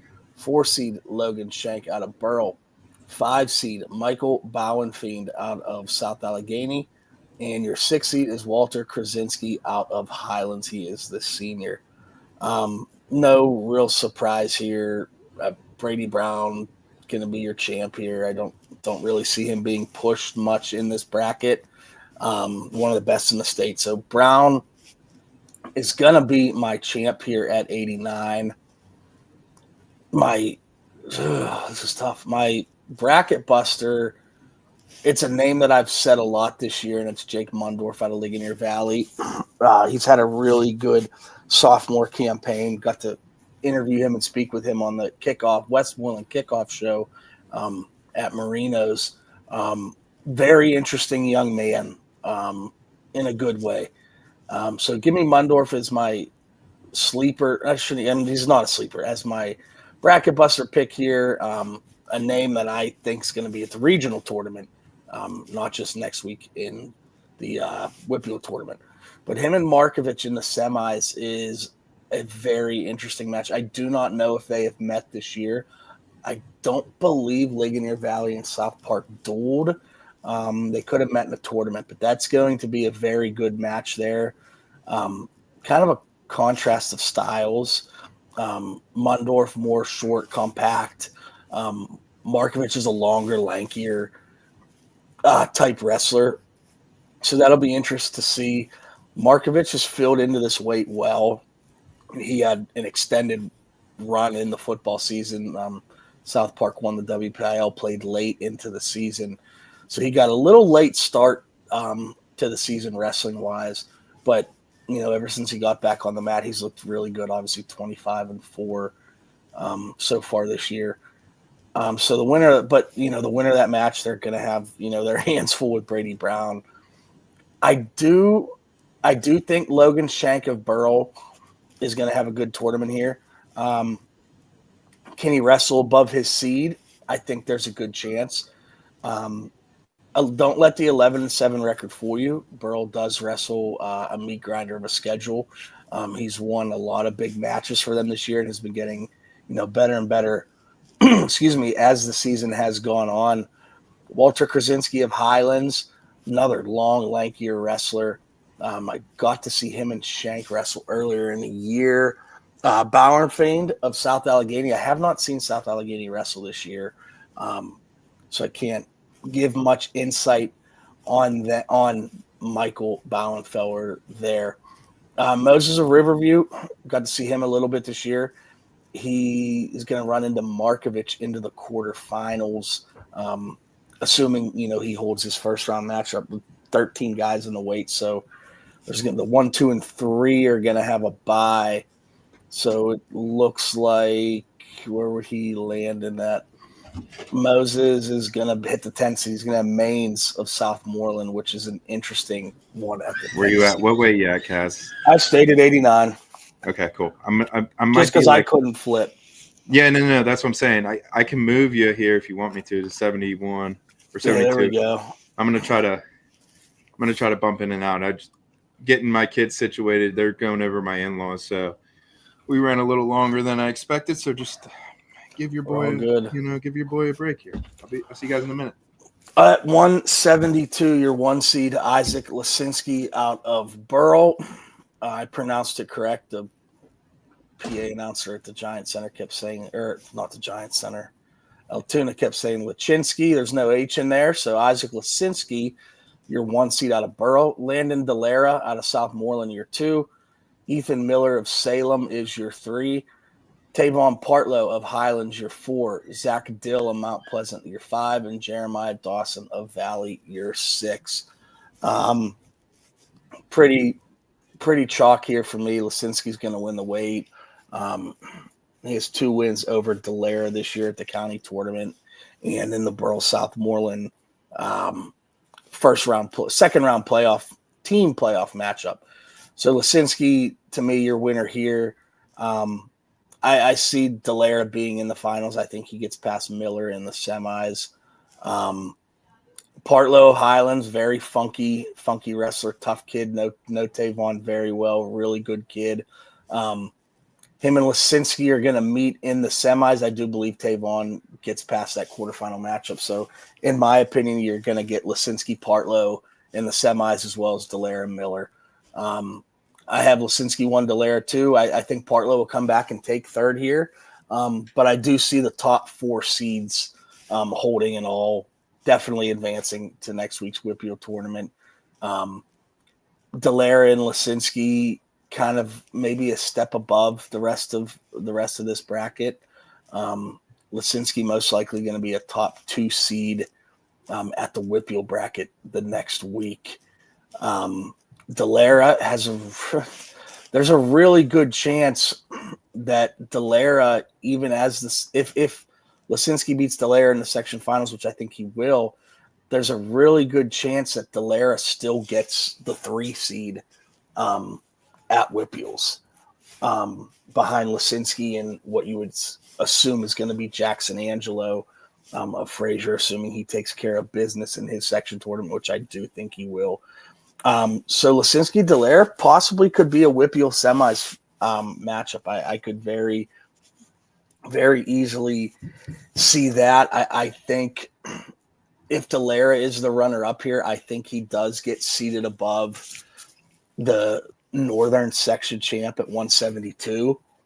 And I think there's a decent chance he gets seated above the Southern section champ as well. It'll be tough with him and Richie out of Quaker Valley. I think that'll kind of be the case for who's going to be the 3, who's going to be the 4 between Richie and Delara in that weight class there. Just to run down a couple more names before Donnie gets back. Braden Bucci of South Park, 16-10 record. He is your 7 seed. Cole Brown of Riverview. You have Bryce Harvey of York. Justin Frank, Elizabeth Forward. Keelan Toy Carter out of South Allegheny. Xavier Reynolds and Achilles Kaufman out of Derry. That is a sweet name, Achilles Kaufman. So 13 guys in this weight. There he is. Just finishing up 172 D Hall. Going to go to 160. This, to me, out of any of the section brackets in AA, this is the best. By far the best here. Ewan Olsen of Derry, your 1 seed. Kyron Veazey of Highlands, your 2. Cheney Lewis, the freshman out of Neighborhood Academy, who's a stud, the 3. Ben Catullo out of Burrell, the 4. Stephen Pradine out of Mount Pleasant, the 5. And Camden Barkey of South Park, the 6 seed. The top 5 here is crazy. So they've all wrestled. Catullo has a win over Pradina. Lewis has a win over Catullo. Lewis has a win over Veasley. Veasley has a win over Catullo. Olsen hasn't wrestled any of them except maybe Pradina. But Pradina was your county champ last year as a freshman. And now sophomore, hasn't wrestled a lot of matches this year, been injured a little bit. This weight's nuts. At the end of the day, I don't even know who to pick here. This weight's awesome, Donnie, as you know. Were you at 160? Yeah, I think Olsen's going to win this weight.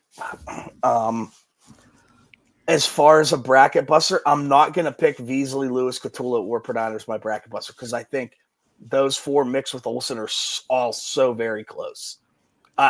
All 5 are going to be at the WPIAL tournament.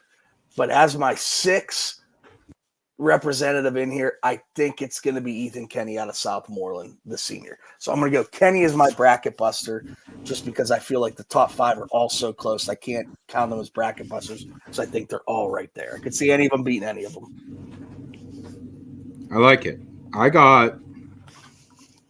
Ben Catullo is he's coming. You know what I mean? He's coming on. He had a really good match at the preliminary rounds. Yeah, against Penns Valley. Yes. It was one of the best matches I've seen. Beat a top 10 kid in the state, Wasowski. Right. It was good. So yeah, I got Olsen winning and Catullo is my bracket buster. And when I mean bracket buster, I could see Catullo, second, maybe even first if things go out right for him and he wakes up on the right side of the bed, so to speak. All right, 152.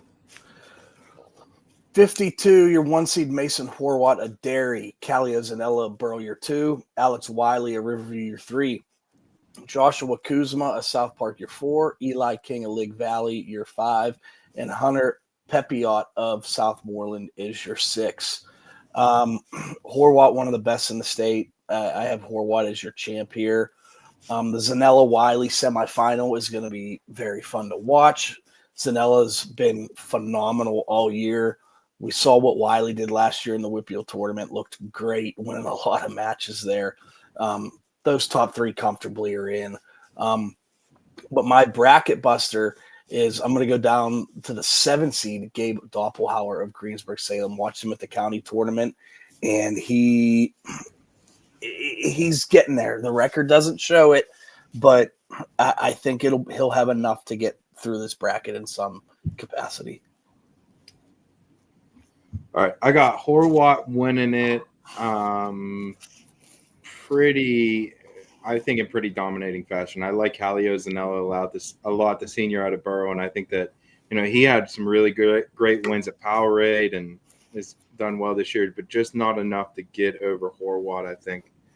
And I got Wiley from Riverview, the 3 seed as my bracket buster, but I think it's a very good top 3.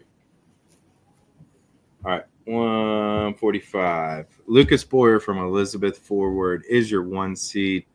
Oh boy, I walked right into the tough one. Yeah, I know you know that name. Come W silent, Torkowitz. on, Torkowitz. Yeah, boy. Tristan Torkowitz, which is a great name now that I know what it is. Caden Crawford from Burrell is your 3 seed. Aiden Moharan from Ligonier Valley is your 4 seed. Jeremiah Guest from Derry is your 5 seed. And Dylan Maines from South Allegheny is your 6 seed. I got Luke Boyer winning this. He's looked fantastic this year in a bunch of different spots. I saw him at the Allegheny County tournament. I saw him at the Burgettstown tournament. I like him a lot. I think he wins it here.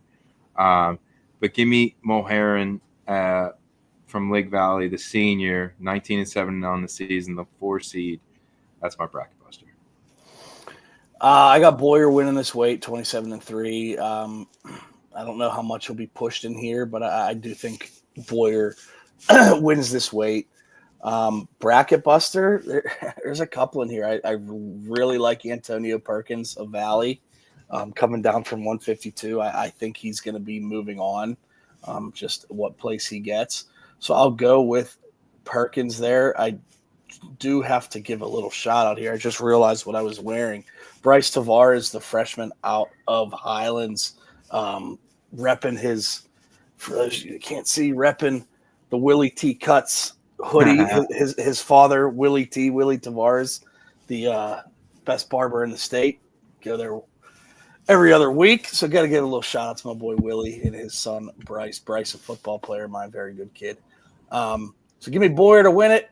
Give me Perkins as the bracket buster. All right. 139, Julian Bertucci of Burrell, your 1 seed. Aiden Burford of Highlands, your 2. Brett Klim of Derry, your 3. Mason Naspinski of South Allegheny, your 4. Josue Martinez of Valley, the 5. And Noah Somerville of Salem, the 6. Brain fart. To me, the top 2 are kind of separate between Bertucci and Burford. Can see that match going either way. They wrestled a very close match earlier in the year. Clem, I think, is kind of set at 3. I think this is more of a top 3 than anything, but I think 1 and 2 are kind of separate from 3. So my bracket buster will be Josue Martinez out of Valley.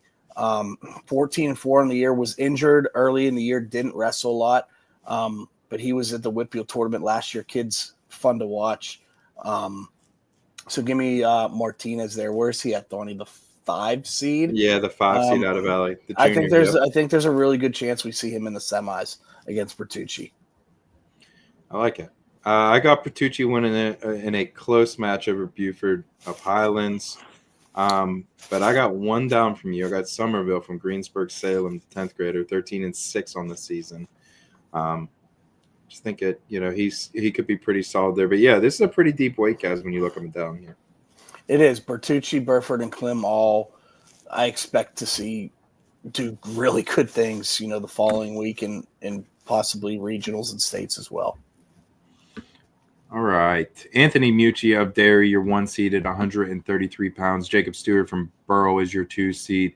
Yusuf Betts from Valley is your 3 seed. Travis Kirk from South Park is your 4 seed. Carter Bizup from Lake Valley is your 5 seed. And Landon Queer from Southmoreland is your 6 seed. Give me Mucci from Derry to get the job done here. We talked about someone in AA that's really risen. I think he's got to be on that list. Just fantastic year he's had. So give me Mucci. And then I want to see Travis Kirk out of South Park, the 4 seed. I'd like to see how he does. I think he has a good chance to do well here, assuming he makes the semis and drops down. So, but yeah, I got Mucci winning. I'm with you. I have Mucci winning this. Crazy he's unsigned. I mean, somebody's going to pick him up and get a really good wrestler. Kids, like you'd said, elevated to the next level. Mucci going to win this weight, so give me him. Stewart and Betts, it's a really good semifinal match. We've seen that match a couple times already this year. But my bracket buster is going to be Carter Bizup of Ligonier Valley. Got to watch him a little bit earlier in the year. Kid's not bad. So give me Bizup. All right. 27, only 7 wrestlers here. So your 1 seed Giovanni Beatrice of Derry, your 2 seed Lucas Guzik of South Park, 3 seed Logan Fox of Elizabeth Forward, 4 seed Micah McGeary of Southmoreland, your 5 seed Luca Rosa of Burrell, and your 6 seed Cameron Hodges of South Allegheny. Your 7 seed is Jacob Hall out of Highlands. I am going to go with Beatrice to win this weight. 16-7 on the year. It's kind of been a staple in that Derry lineup for a number of years now. So give me the veteran guy here to win it. As far as a bracket buster, I'm looking at Rosa and McGeary here. I think Rosa can win a number of matches. Rosa took 3rd or 4th in the WPIAL last year. And McGeary's having himself a good year for Southmoreland. Agreed. I got Beatrice again. I agree there. The veteran there for Derry. I got him winning it, but I want to see kind of not really my bracket buster, but I want to see what the South Park freshman in Guzik does. The 17-7 on the year. South Park is a team that I think is on the rise. They're under good leadership there. I really enjoyed talking to their head coach. I believe it was Brian Guzik. I have to look that up to be 100% sure. But yeah, I got Lucas Guzik as my bracket buster and Giovanni Beatrice as my champ. All right, 121. Carter Thomas from Burrell, your 1 seed. Dylan Bateman from Derry, your 2 seed. Dejamir Suber from Highlands, your 3 seed. Sean Lynch from South Park, your 4 seed. Hayden Martin from Elizabeth Forward, your 5 seed. Nick Morrell from Mount Pleasant, your 6 seed. I think this is going to be a Burrell Derry matchup, but give me Carter Thomas getting the job done here. He looked great last couple weeks and the last couple team matches. So I got Carter Thomas. But as far as a bracket buster goes, I'm looking down the list here down to Nick Lubecki from Southmoreland, 12-10 on the season, but Southmoreland wrestles a pretty tough schedule. So I think that he could sneak up into the top 6 there. I'm with you on both sides, or all 3 things you said. Thomas Bateman in the finals, fully expect it. They wrestled in the team finals, very good match. But Carter Thomas been great all year. Give me Carter Thomas in that match. And my bracket buster was the same, Nick Lebecki out of Southmoreland. And piggyback everything you said. Southmoreland wrestled a tough schedule as of late. They're getting better. I like Lebecki there. But the Bateman Thomas, I see that being the finals match, and Thomas coming out on top there. 114, the 1 seed Preston Bubash out of Elizabeth Forward, the 2 Andrew Poland, another freshman out of Salem, 3 seed Raiden Thomas out of Valley, the 4 Matt Furnell out of Derry, 5 seed Chad Brown out of York, 6 seed North Drury out of Ligonier Valley. My champ here, Preston Bubash, is one of the best in the state. He's 19-2. His only 2 losses this year to Bruce Anderchek. 1-0, and I want to say it was 1-0 ultimate tiebreaker, and then like 4-3. He has 2 1-point losses to Anderchek. It's only lost this year. Kid's one of the best in the state. So give me Brubash here. My bracket buster, I'm going to go down this Nick Stabile of Mount Pleasant as the 7 seed. His second year starting in the lineup for Mount Pleasant is getting better. I think he's going to knock off one of these guys seated above him. Somewhere in the bracket. All right. For me, I got to give a shout out to one of your dear friends, the junior high coach over at Burrell, Mr. Alex Moses, texted me right before the season even kicked off when the Chartiers Houston brackets came out. And he was like, yo, Bubash and Anderchek are about to wrestle in the semis or the quarters or the first round, whatever. It was early in the tournament. And I believe that Anderchek won that match, but he said both those dudes are really good, and that's what kind of put me on to Bubash. So yeah, everything you said there, I'm pretty much repeating. But Bubash, I got in the getting the dub there, and for me, I want to see what Raiden Thomas from Valley does. 21-4 on the season, that's a fantastic record. But yeah, Bubash definitely the class of the weight here.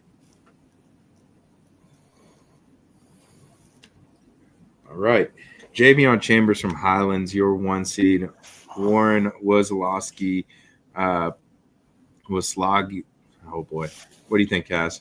Wolfslagle. Will Slagle? That's a lot better than I tried. Elizabeth Forward, your 2 seed. Rocco DiCario from Derry, your 3 seed. Jake Guzik from South Park, your 4 seed. Parker Thomas from Southmoreland, your 5 seed. And Logan Bear from Borough, your 6 seed. Give me Javion Chambers from Highlands. Tom. Yeah, baby. He's been great all year, man. I mean, he's looked great at midwinter. I mean, great at Allegheny Counties. And again, like you said, a kid that you could root for sure. So give me Javion Chambers to win. But for my bracket buster, I want to see what Rocco DiCario does. I think he has a good chance to make it to the finals out of the bottom side of that bracket. Yeah, I have Javion Chambers as the champ here.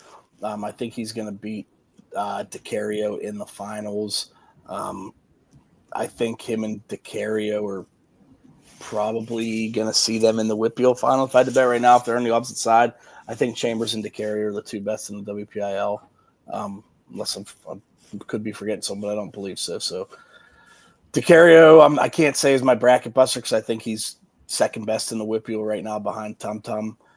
So my bracket buster, will be Parker Thompson of Southmoreland. I saw him at the county tournament. Kid's not bad. A long 107-pounder. So give me Tum Tum and give me Parker Thompson of Southmoreland. All right, bro. We're going to the South. Down south. Start with the little guys. Darius Simmons coming down from 114. He is your 1 seed. Braden Hanning and Jeff Morgan, your 2. Blake Jameson of McGuffey, your 3. Jeffrey Douglas, Beth Center, your 4. John Dove of Shar Houston, your 5. And Jace Lloyd of Avella, your 6. This is Simmons' weight to lose, if you ask me. Give me Darius Simmons as the champ. And give me Blake Jameson of McGuffey as your sleeper. 11-12 on the year. They've wrestled some good competition. He's wrestled a lot of good kids. Give me Jameson as your bracket buster. I think him and Hanning are a good semi.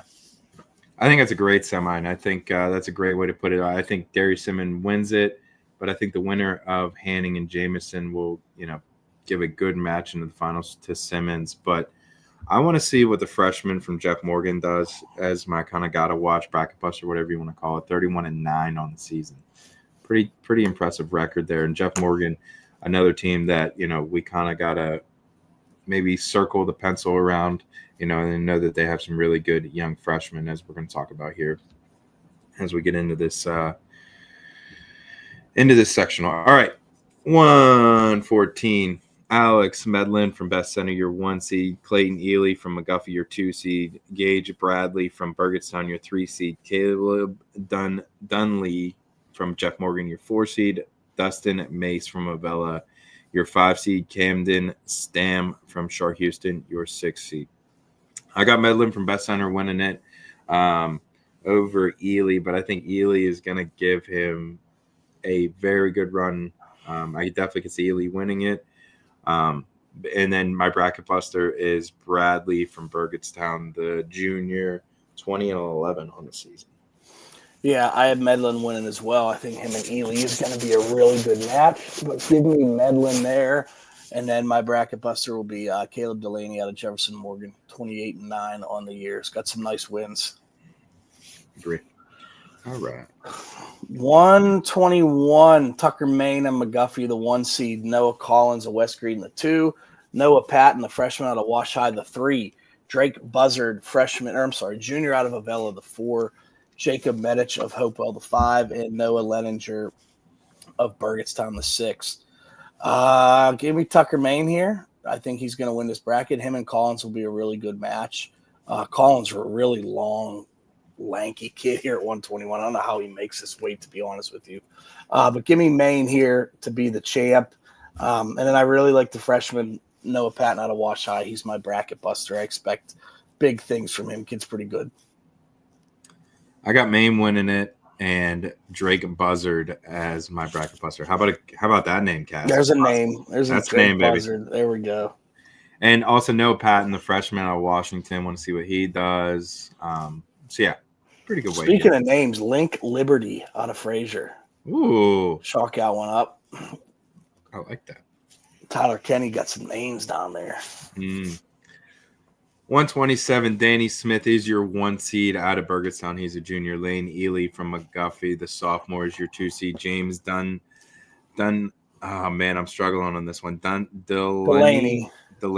My brain's moving too fast. Delaney from Jeff Morgan is your 3 seed, the sophomore. Adam Ware from Avella, the sophomore, is your 4 seed. Derek Riley from Hopewell, the junior, is your 5 seed. And Dominic Lazera from Southside is your 6 seed. I got Danny Smith as, like we just kind of said, his weight to lose. But I want to see what Ware does out of Avella. Again, Avella, new program, and quickly, they made the playoffs, and then I think they even won like their pigtail match, right? So, I believe so. Yeah, man, just impressive to see them, in the mix. I'm with you. I got Danny Smith winning this weight. My bracket buster will be James Delaney out of Jefferson Morgan, 26-9 this year. Another team that's had a really good year in Jefferson Morgan. So give me Smith to win it. Give me Delaney as the bracket buster. 133. This one's fun. Drake McClure, the 1 out of Bentworth. Well, it's all 6 of these guys are going. Congrats, you 6. You guys are you made it with the bracket. You made it. McClure, the 1, Emmett Wolf of McGuffey, the 2, Mason Wright of Best Center, the 3, Carter Cattouse of Burgettstown, the 4, Evan Torado of Hopewell, the 5, and Cameron Schaefer out of Washington, the 6. Until someone beats McClure, I'm taking McClure. I want to. Wolf's solid though, buddy. Wolf is good, man. He is. I want to say McClure's 4 losses this year: 2 to Mucci, 1 to Collier Hartman, and I might have 2 to Collier Hartman. So give me McClure here. And then my bracket buster, I liked some of these Wash High kids. Cameron Schaefer, the senior out of Wash High. I'm going to say he finishes above his 6th seed. Ooh, I like that. I got Drake McClure winning it, but I got Carter Caddis of Burgettstown, the freshman, 31-14. That's a heck of a record there. They, we talked about it a few times. That's a pretty good schedule there for Burgettstown. But give me Drake McClure until it's not Drake McClure. But Emmett Wolf might have something to say for it. But McClure's he's just so impressive. All right. 139, Lucas Barr from McGuffey is your 1 seed. Johnny Gilbert from Jeff Morgan, your 2 seed. Javon Woods from Washington is your 3 seed. Bryce Crossan from Bentworth is your 4 seed. Noah Kimberlin from Avella is your 5 seed. And Vincent Boris from from Hopewell is your 6 seed. Emmett Early from Fraser is your 7 seed. I'll just say that Emmett Early is my bracket buster. Looking down there, the younger brother of I'm blanking on his first name. The older Early. What is it? Jonah. Thank you. That's an easy one to remember. Jonah Early. I got him as my bracket buster and Lucas Barr as my champ. Lucas Barr has been fantastic this year, leading that McGuffey team to, win Tricata wins and, looked great at the team tournament. So, yeah, me Lucas Barr to get the dub. I'm with you, Lucas Barr here. I don't really think he's tested here. Barr going to be your champ, most likely going to be your 1 seed at the WPIAL tournament. My bracket buster is Vincent Boris out of Hopewell. I've kind of noticed him earlier in the year. I saw him. I think kid's pretty good. So give me Boris out of Hopewell as my bracket buster. Buck 45, Caleb Patton, your 1 seed out of Wash High. Ryder Go, Joe. Was it Go or Joe? Did we? I think it's Go. I think it's Go. Ryder Go out of Southside, your 2. Victor Bonus out of McGuffey, your 3. Justin Ovaldoble out of Hopewell is your 4. Michael Carrazza out of Burgettstown, your 5. And Chase Salashi, of Fraser is your 6.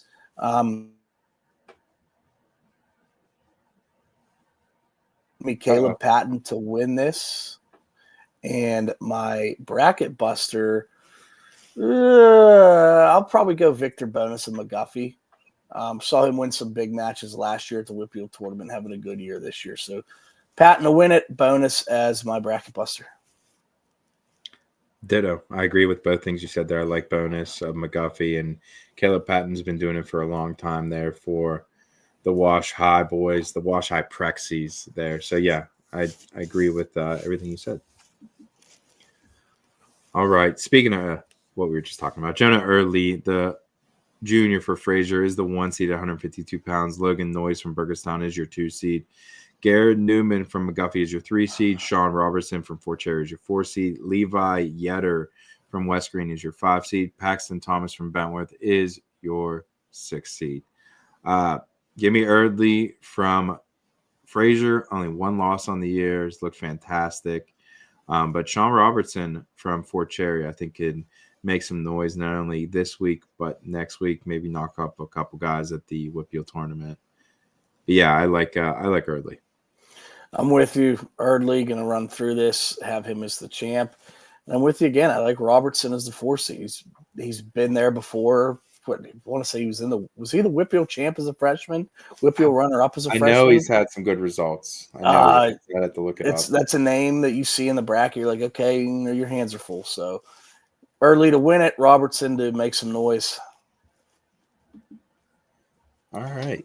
160, your 1 seed, Owen Ivsick of Bentworth, the 1, Ryan Salashi of Fraser, the 2, Alec Pelko of Jefferson Morgan, the 3, Chase Rush of Avella is your 4, Jesus Chavez of Shar Houston, your 5, and Gage Clayton of McGuffey, your 6. Ivsick and Salashi wrestled one hell of a semifinal match at Southmoreland. They are back and forth. They're both so good.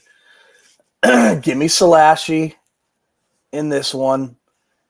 I'm taking him as my champ. And the freshman Pelko out of Jefferson Morgan is my bracket buster. The kid is really freaking good. Only a freshman. Anxious to see how him and Salashi, how that match goes. But yeah, give me Salashi to win it and Pelko to take as my bracket buster. I got Ivsick and I got Palco. So similar to you, except for I got Ivsick winning over Shalassi. And, like you just said, ran it down pretty good there. I think that's going to be a really good final. But Palco, a fantastic freshman. I saw a District 7 junior high tournament last year in the finals. He can go for a bigger freshman. So yeah, he's a guy that you got to keep an eye out for. All right, another Fraser boy, Jackson Angelo, the number 1 seed at 172 pounds. Noah Lehue, the 2 seed. Reek Teagargan, the 3 seed. Owen Strait, the 4 seed. Miles Rocco, the 5 seed. Jason Murray, the 6 seed. I got Angelo winning it over Lehue, and I got Teagarden as my bracket buster. The senior there for McGuffey, but Angelo's looked fantastic this year for Fraser. Same here. Angelo's looked incredible all year. Have him winning this bracket pretty easily. And I'm with you again. I got Reed Teagarden as my bracket buster, 29-13 on the year. He's had a really good career down at McGuffey. So I see that career continuing a few more weeks. 189, Malachi Peak out of Best Center is your 1 seed. Aaron Suppler out of McGuffey, your 2. Austin Guza of Hopewell, your 3. Slayton Williams of Southside, your 4. Braden Taggart out of Bentworth, the 5. And Braden Badillion out of, Avella, your 6. Mm-hmm. There's some depth here. Taggart down at 72 earlier, going up to 89. Slayton Williams is the 4 seed. Slayton Williams has a number of wins this year. Williams beat Peak earlier in the year, I believe. This weight's all over the place, but at the end of the day, Peak has looked really good. He won the Bedford tournament. Give me Malachi Peak to win it. My bracket buster is going to be Slayton Williams on the south side. Like I said, I'm almost positive he has a win over Peak this year. I think it's pretty good picks down the line there. All right, I got Peak winning it. Pretty much everything you said there I'm going to scroll down the list here a little bit. Hayden Hamilton of West Green, the senior, 18-10 on the season. You know he's probably in there grinding with Colin White. So pretty good record there, and I think that he sneaks into the top 6 as my bracket buster. All right, 215. Braden Welsh, the senior for Fort Cherry. He's the 1 seed. Homer Headley is the 2 seed from Best Center. That's a good name. Lucian Williams from Southside is your 3. Adam Balaga from Burgettstown is your 4. Leland Laws from Houston is your 5. And Matthew Furmanek of McGuffey is your 6. Braden Welsh, one of the best guys in the state, in the WPIAL, in the country, whatever. He's a stud. I think he wins with ease here. But Lucian Williams, he is my bracket buster. Yep, Braden Welsh to me, your champ here, coming up from 189. He's going to walk through this bracket if you ask me. So give me Welsh as my champ. And I like Balaga out of Burgettstown. Seen him a couple times this year. Give me him as your bracket buster. We ended up with the big boys. Your 1 seed Colin White out of West Green. Alex Rosilko of Bentworth, your 2. Hank Berner of Hopewell, your 3. Jacob Lau of Shar Houston, your 4. Teddy Gray of Burgettstown, your 5. And Michael Ulrey of Brownsville, your 6. Colin White is the class of this weight class to me. So give me Colin White to win this bracket. And give me the senior out of Brownsville, Michael Ulrey, as your bracket buster here. I got White winning it. Guy that's placed at Powerade this year, 35-4 in the season, had a fantastic year. But don't sleep on Rusalisko from Bentworth. Kid's tough, big boy, can get after it. But my bracket buster is Gray from Burgettstown, the senior, 24-9 on the season. I definitely could see him winning some matches, not only this week but next week. All right, Kaz. Stretch our muscles. That was double A. All right. So I think for AAA, when we look down these lists, we don't have to read off the names because they can see them. Yeah. I think we should just pick off like our champ and our bracket busters and then any other names we want to talk about. Works just for me. In the interest of time. Yes. All right. Where do you want to start? Down south? We'll go down south. All right. All right, buddy. I mean, I think it's the perfect place to start AAA because we didn't see this one coming. No, we didn't. Go ahead, break it down. Nick McGarity, the sophomore out of Peters Township, 30-4 in the year, the 1 seed. Been at 14 all year. Did not have any clue he was coming down to 107. At least I didn't. And I caught you by surprise too when we heard that today, Donnie. That was a little shocker to us. One of the best kids in the state. Going to be in a position to, win a state title at 107. And I had tweeted that I think 107 is one of my favorite, if not my favorite weight class in AAA. Just adds to it. I think it adds to it. And I think that, he might be my pick. We're going to get into that next week, I'm sure. See how he looks this week after the weight cut. Because, buddy, there's guys up and down this list here. You guys see them on the screen. Michael Johnson, Jackson Hoyt, Bryce Thomas, all 3 of these guys could definitely, give them a go. But I think McGarity's definitely the class. So, yeah, I think McGarity's going to win. But, all 3 of those guys, I could see making some noise on the other side. All right. This one here, Lucas Carson gets the 1 seed. Looking down, Jaden Pollenbein, not a lot of matches, 6-4 there for Bethel Park, but I think he can make some noise. I think Pollenbein wins it. I just think he just hasn't wrestled. He has 10 matches this year. That's the problem. I agree. So I think Pollenbein wins the weight. I really do. I agree. And I think he's going to win it. And I mean, you can't even call him a bracket buster because he's a senior. Yeah. And you know what I mean? I just think that in this way here, he's going to take care of business. I'm trying to look down here. I want to see what the boy out of West Allegheny does, the freshman there from the 1 seed, see how he handles that and moves down through the bracket. All right. Another West Allegheny 1 seed, Ben Show up there.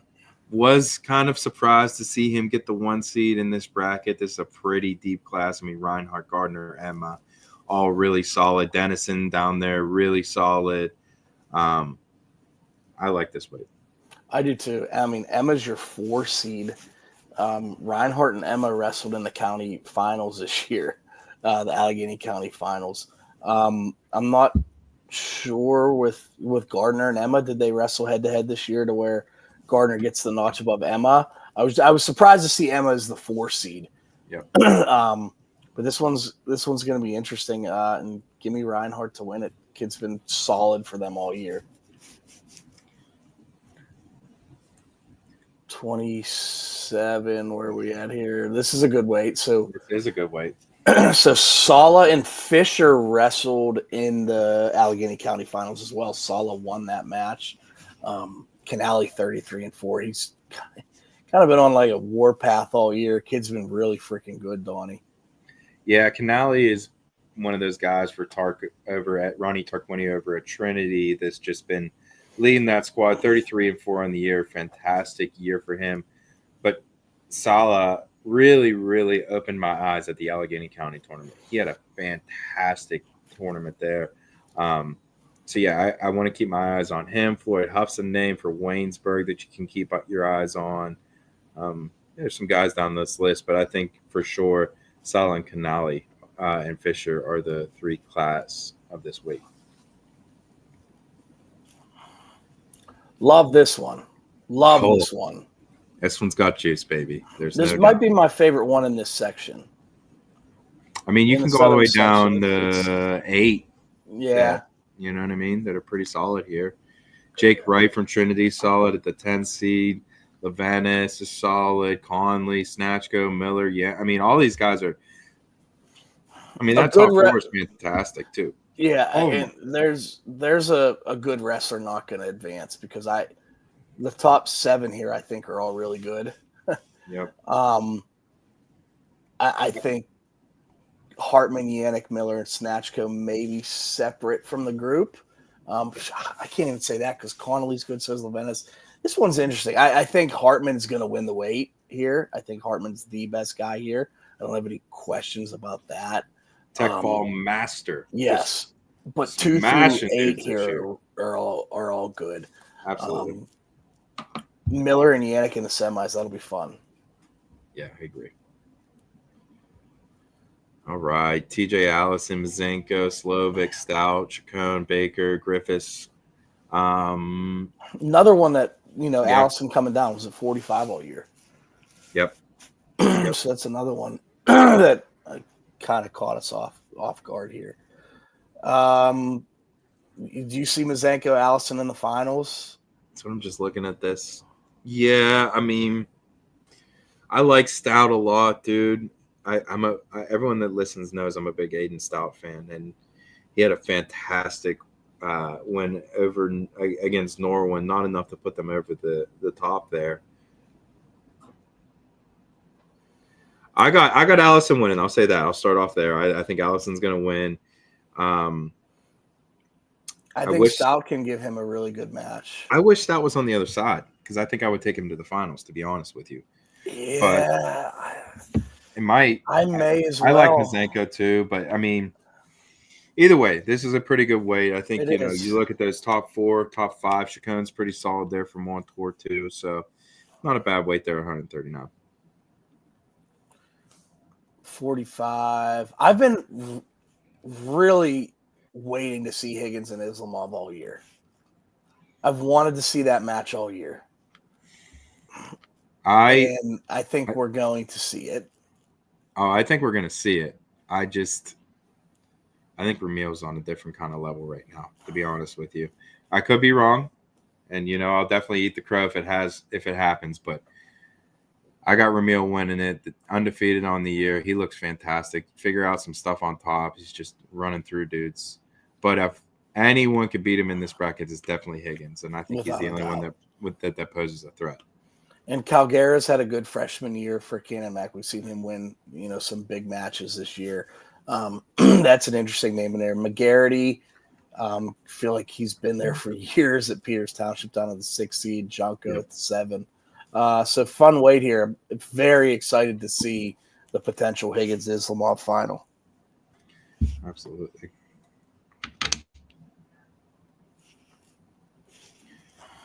All right. 152. Looking down this one, this is another good weight class here, buddy. All the way. Yes, it is. Where are we pulling on the A run down? So McMillan and Gibbons. McMillan 40-4 on the year. Is having a really good senior year. Gibbons spent a lot of time at 160 this year. Dunlap and Gibbons potential in the semi is going to be a really good match. I think Gibbons gets the better of that. And Bichelli and Worstel in the quarters. Those are good quarters matches there. The 5-4 quarter match is going to be really good, as will the 2-3 semi. I agree. I mean, this weight's pretty deep. You look all the way down. Like, even Bichelli's really good at 52 for Bethel Park. Worstel's really good for Upper St. Clair. Dunlop. Oh, man, that Gibbons-McMillan match is going to be really good, I think, in the finals. Dunlap's going to give Gibbons a go, I think, in the quarters. I think the top 4 or 5, it's a pretty good weight class. Yes, it is. Give me Cole Gibbons to win it, though. I think he's going to get the job done over Darius McMillan. And, a bunch of these dudes are pretty freaking solid up and down the lineup. But, yeah, I think that's where I'm going to go. Right. 160, Rook Smith, Brock Evans, Liam Costa. Costa has a couple wins over Rook Smith this year. Camp Simon. I really like the top 3 here. I'm gonna say Liam Costa is gonna win the bracket. I'm just gonna say it.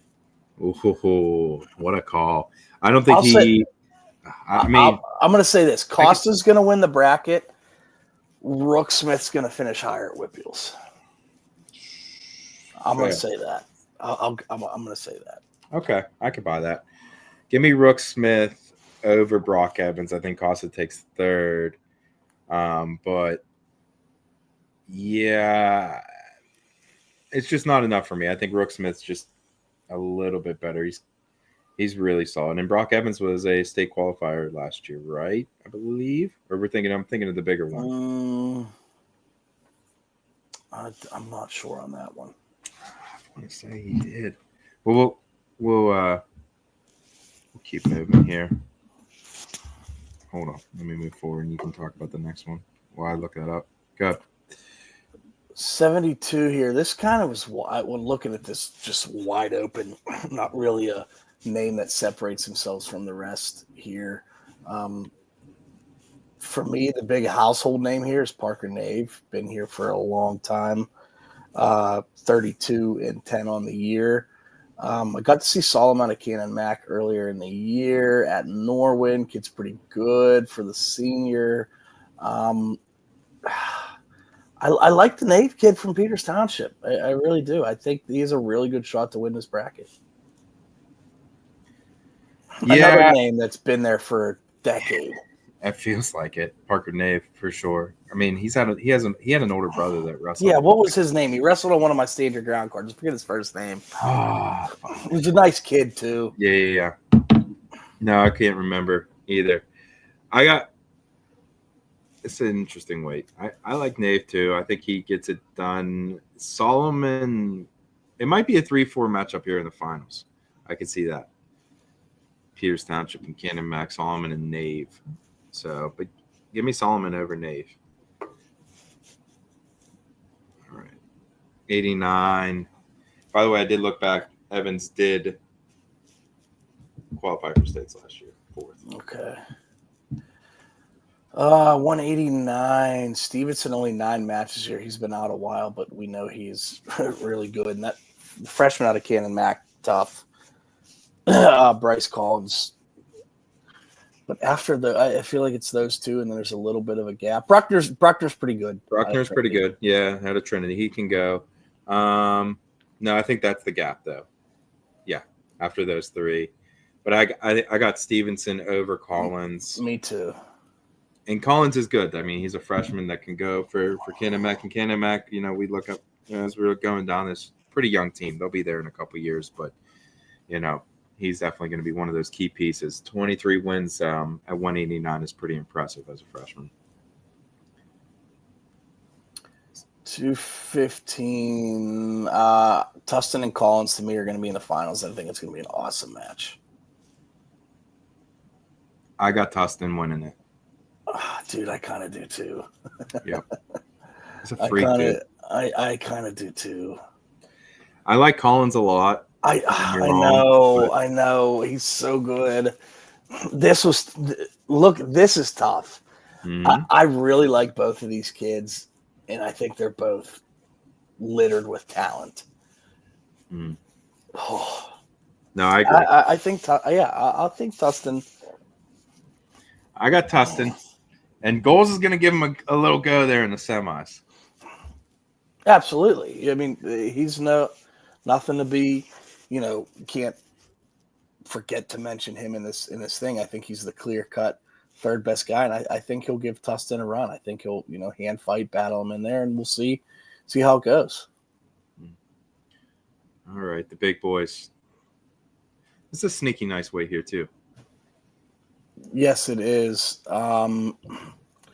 Dana, Lloyd, Gibson. Lloyd and Gibson are 1-1 on the year, I believe, right?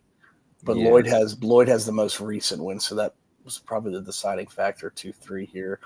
Stromock of Peters Township has a good record. Rush, Cannon, Mac, Hobel, Montour. To me, I think Dana wins it. I agree. I think Dana wins it. Who he wrestles in the finals, I don't know. I think Lloyd and Gibson's a toss-up. Make me put $100 on it. I'd lean towards Gibson. But I think Stromock and Dana's a good match in the semis. I don't know much about Hal Bettel from Montour. His record's good, but I really haven't seen him. I didn't notice him at Allegheny Counties. He's all right. He can go a little bit. I watched him wrestle Cam Dana at their duel.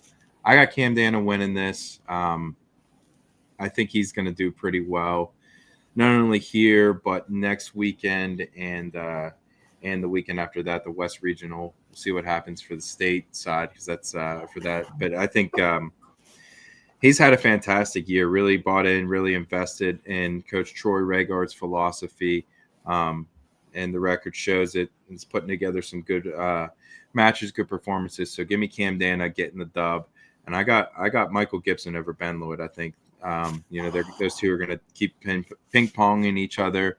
And then Gibson gets him back here in the semis, and then Cam Dana gets Gibson in the finals. All right, Kaz. Do you want to go to the east or to the north? Let's go to the north. We'll save the east. Yeah, the east is solid. They're all solid. It's the WPIAL, baby. All right, 107. This way here, I mean, I really like the first 3-4 guys. Really, the first three guys are nails for me. I've watched all three of them go. I think all three of them are really solid, sneaky guys that could do really big things at WPIALs next week. But I got Jones winning it. Long, slick. What you saw his only loss? It was to Connellsville kid, right? Yeah, it was to Tommy Gratz. Yeah, in the Shaler Connellsville duel in the playoffs. I'm with you. I got Jones winning this one, but excited to see Ferrari, Savannah. They're all good. I do have to give a shout out here. It's crazy to see, but the freshman out of Armstrong, Lucas Como, 12-12 on the year. Lucas's father, Chris Como, was my high school wrestling coach at Burrell. Chris Como, one of the greatest guys, wrestling coaches you'll ever find. Donnie, you know who I'm talking about. Lucas used to run around our wrestling room when he was about 2 or 3 years old. Now he's a freshman in high school. So, Coach Como, you're the man. Give you a little shout out and hope to see Lucas do very well in this bracket. Good kid, great family. No doubt. All right, looking at this way here. not too much juice, I would say. Murphy from Kiski, freshman, pretty solid. I got LaQuarcha winning it, though, from North Allegheny. But some decent Phipps, Penn Hills, Rahali. Yeah, give me LaQuarcha. Yeah, I'm with you there. I have him winning this bracket here. Murphy's interesting, having a good freshman year. Phipps, the Penn Hills, a name we've seen. But yeah, I'm with you. Give me LaQuarcha. 21 here. Warson, Schaumburg.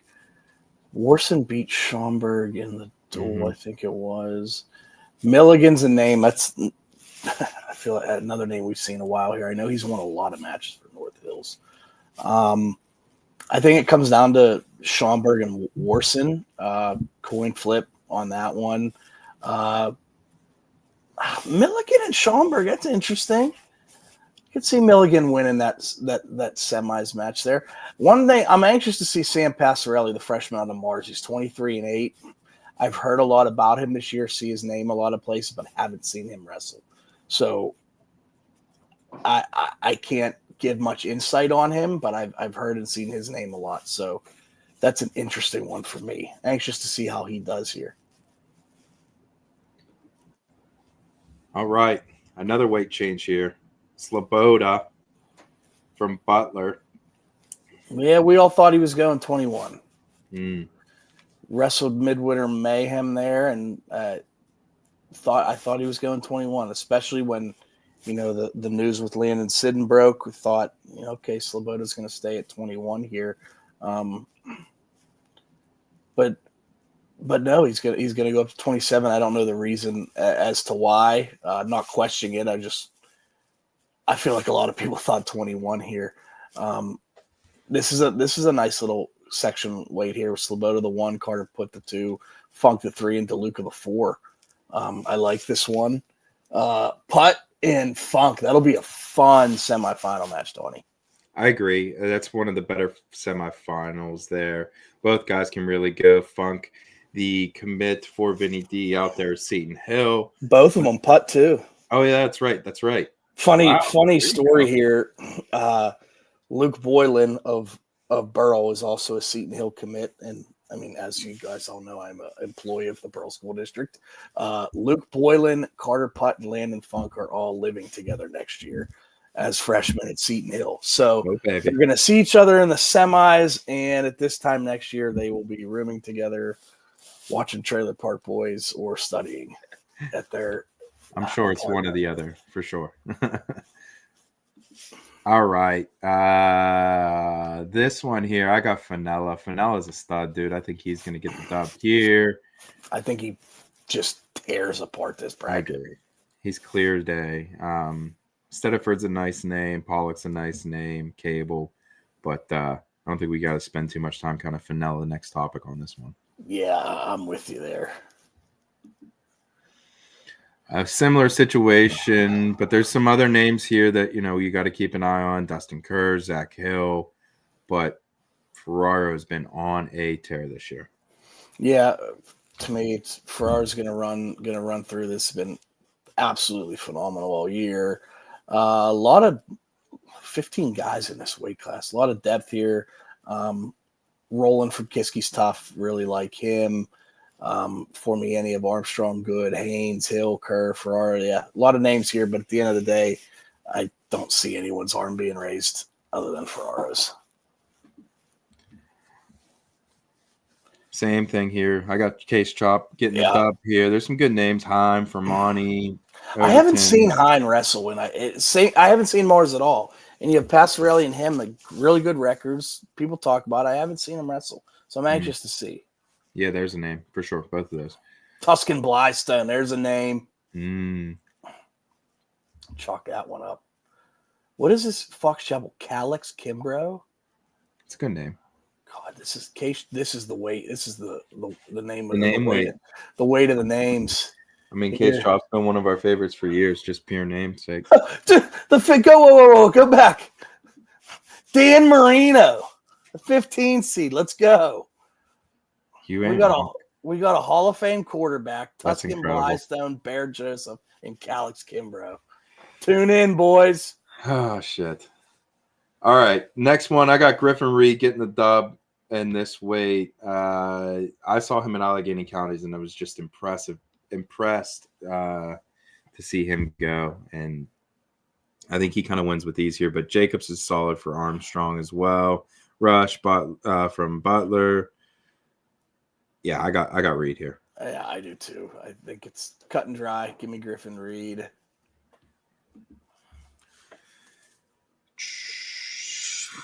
To me, this is a top 2, top 3 next subject one. I think the top 2 or 3 here are kind of a cut above the rest here in this weight. Don't sleep on Sutton Stoner there, the coach's son either, or 4. You have to say him as well. Yep. I think Buggy ends up winning this bracket, though. I think it's him and Shear. Shear's been good, really good for Kiski this year, but I think Buggy wins this one. You want to talk about a name that feels like it's been around for a decade. Yeah. And another name that probably in 4 years we will feel like it's been around a decade, and especially when his brother starts coming up, Mario Hutcherson. I like this weight a lot, though, too, buddy. I mean, Kinsley's really good. Miller's really good. Morvay, I told you. Burst onto the scene, man. He might be one of the biggest rising stars or rising wrestlers in the WPIAL. Got 2 wins over Mac this year. Mm-hmm. Got 2 wins over Mac. I mean, I went and looked up and down his list. He's got some nice results. Caleb Kinsley, we know what he can bring from Armstrong. He's really solid. The sophomore up there at Armstrong for Coach Brandon Knoll. But I got Hutchinson winning it here, man. Just class above everyone else, in my opinion. The freshman for Kiski. I think he's going to get it done. Yeah, Hutchinson's another one of those names. Until somebody beats him, I ain't picking against him. His 2 losses are injury defaults. He didn't actually lose. Till somebody beats him, I ain't picking against him. 89, love this weight. It's a good one. Yeah. Nez Green won Allegheny County. Hartung been there. Tay Bradshaw, really good sophomore. Mark Gray, state medalist. This is a fun weight. Real fun weight here. End of the day, Mark Gray gets on top of you. That's about it. And I think that's going to hold true on Saturday. Yeah, I wanted to pick Nez Green when I first saw this, but Mark Gray, the experience, too long, too much, just. And he's healthy. Yeah, I mean, he wasn't healthy last year. He's got to be, 6'3"? I mean, 6'4". Dude, he's out there. I mean, he's a big kid. So, give me Mark that's Gray. The biggest thing. Mark is healthy. And when Mark is healthy, he can beat absolutely anybody. Yeah. This is awesome. Roskowski and Thompson, 215's bonkers, and we're going to get into more of that next week when we have our WPIAL show. But, oh, God. Flip a coin, baby. This could be a state I mean, it could be a potential state finals match. I mean, those two, along with Elijah Brown and Owen Conroy, are ranked top 4 in this. They're not Owen Conroy. I'm sorry, Jake Conroy. Yep. Are ranked top 4 in the state. So sign me up for that match right there. Roskowski got the better of Thompson last year at 189. I'm all for that match right there.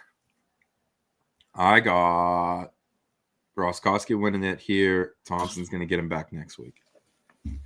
And then, it might be ping pong. I truly think these dudes are going to ping pong and beat each other up until we get to Hershey. I mean, they're going to see each other. Not only these guys, but 215 the next 3 or 4 weeks. I mean, the top, like we talked about before, Jeff over at PA Power, I think has him. I don't know what we got, 4 of the top 4 in the state or something like that. So yeah, Conroy 1, Brown 2, Roskowski 3, and Thompson 4. That's how they've been ranked like that all year. Conroy beat Brown an ultimate tiebreaker, and Brown beat Roskowski twice by like 2 points each time. They're all right there. Big boys. There's some depth here. Hamilton at the 7 seed's pretty good for Fox Chapel. Ekis at Kiski. Ekis was the county champ. If Ryder Ekis won this weight, it wouldn't surprise me. I like the rear kid from Armstrong. I don't know if you've got to see him, Donnie, but he's fun to watch. I've not got to see him. I scooted out right before the heavies were going off at Burgettstown, but I mean, Armstrong obviously has good coaching staff, all those things. I got McConaughey from North Allegheny getting it here. I think it's a pretty clear top three or four, five, maybe. We'll see. But Ryder Ekis is definitely one to circle and keep a lookout for. Yes. All right. And last one. Where are we going? To the East. Really fun top three here. This, I told someone I might drive out just for this semis. For 107 semis. So Gretz is 2-1 against Fennec this year. Gretz and Rehack haven't wrestled, but Rehack has that win over Fennec in the team semis, which I caught a lot of people by surprise. It caught me by surprise. I think you would agree, Donnie. 100%. And I got Rehack the 1 seed. I thought Gretz was going to be the 1 seed. I'll say that. I thought Gretz would still be the 1. I did too. I thought they were going to go Gretz, Rehack, Fennec. I thought so too. So that we're going to have the third time in 3 weeks between Gretz and Fennec. Maxwell, Batera. I think Gretz wins the weight. I agree. I got Rehack in second, obviously, just how it plays out. But that Cobb Maxwell ain't bad, dude. That kid from Latrobe, the young buck there, he's pretty solid. But I think it's a pretty clear top 4 and maybe even more of a clear top 3. Yeah.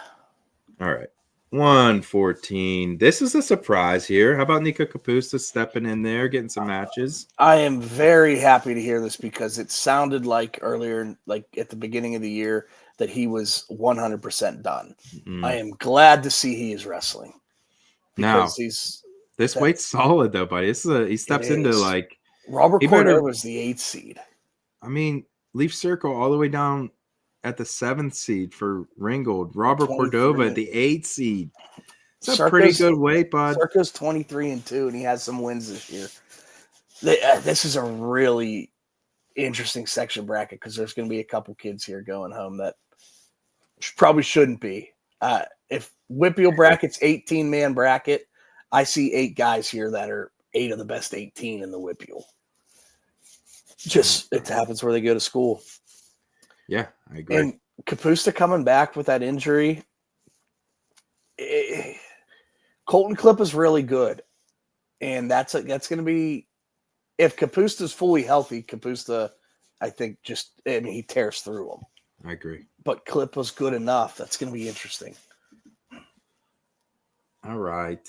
21. This is a pretty good weight here. I would say not as deep as some of the others. I think this is a top 2. And then I agree. I was just going to say collision course between Joseph and Rice, and I got Joseph winning it. I have Joseph winning that one as well. DeSantis pretty good though. Better than pretty good. DeSantis is good. The other thing we got to note here, no land incidents, so Nate Golobarn gets the spot, and who's won a lot of. It's 15-3, and picked up a lot of big victories for the Norwin Knights. So the freshman there steps in. So I'm really interested to see what he does. But it's a pretty decent weight. Sal Nassif down there at the 7 seed. You got some good. Yes, you do. All right, 27. Mikey Ruane, Ty King, Joyce Poole. I think Tolliver is going to win this one, though, from Ringgold. He's been solid all year. 26-1. I think he gets it done over Ruane in the finals. I think Brooks Blasco, the 8 seed, is going to win it. I just do. He was like 33-1 last year as a freshman, and now he's been injured a lot this year. I know. I like him a lot. There's no doubt. I think he's going to be there too. I think I he's hate healthy that they had made him the 8th seed because he's going to go know. right into Tolliver. That's the problem, buddy.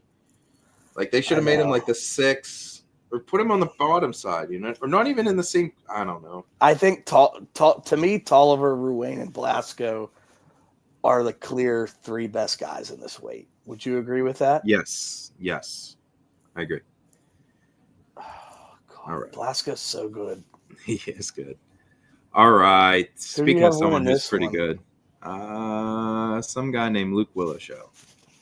He's not bad. Yeah. I mean, Yeah, Chase Smith's coming along, he but he's is. just not there yet, buddy. I mean, WPIAL's one of the best dudes in the state, in the country, you name it. Can ping you from anywhere, 100 pins, whatever. He's a freak. Yeah, WPIAL. Smith's really good, though. Really good. I agree.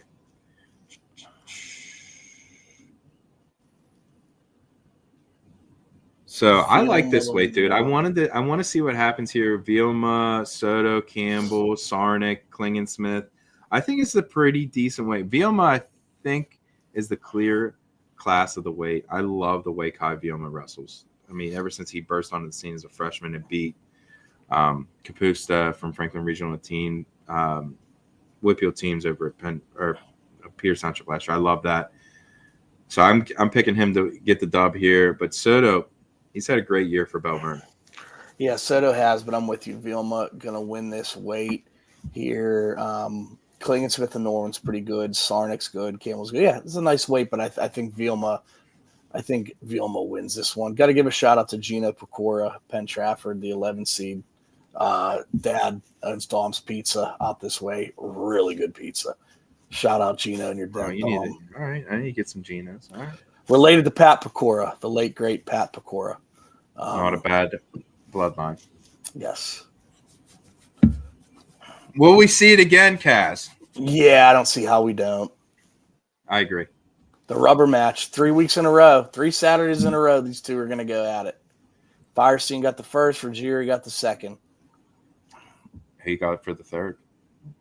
Firestein. It's Stein. I got Stein. That's right. Stein. You're like a beer Stein. That's literally how it was described to us. We were said it was his mom or his aunt messaged into the Westmoreland crew and said it's fire and then Stein like a beer. We're like, all right, nice. It's a great reference. So yeah, give me Max Firestein on this one. I'll split you. I got Ruggieri. All right. Great weight. 3 really good kids. Ankney solid here too. 4, 5, 6 really good kids.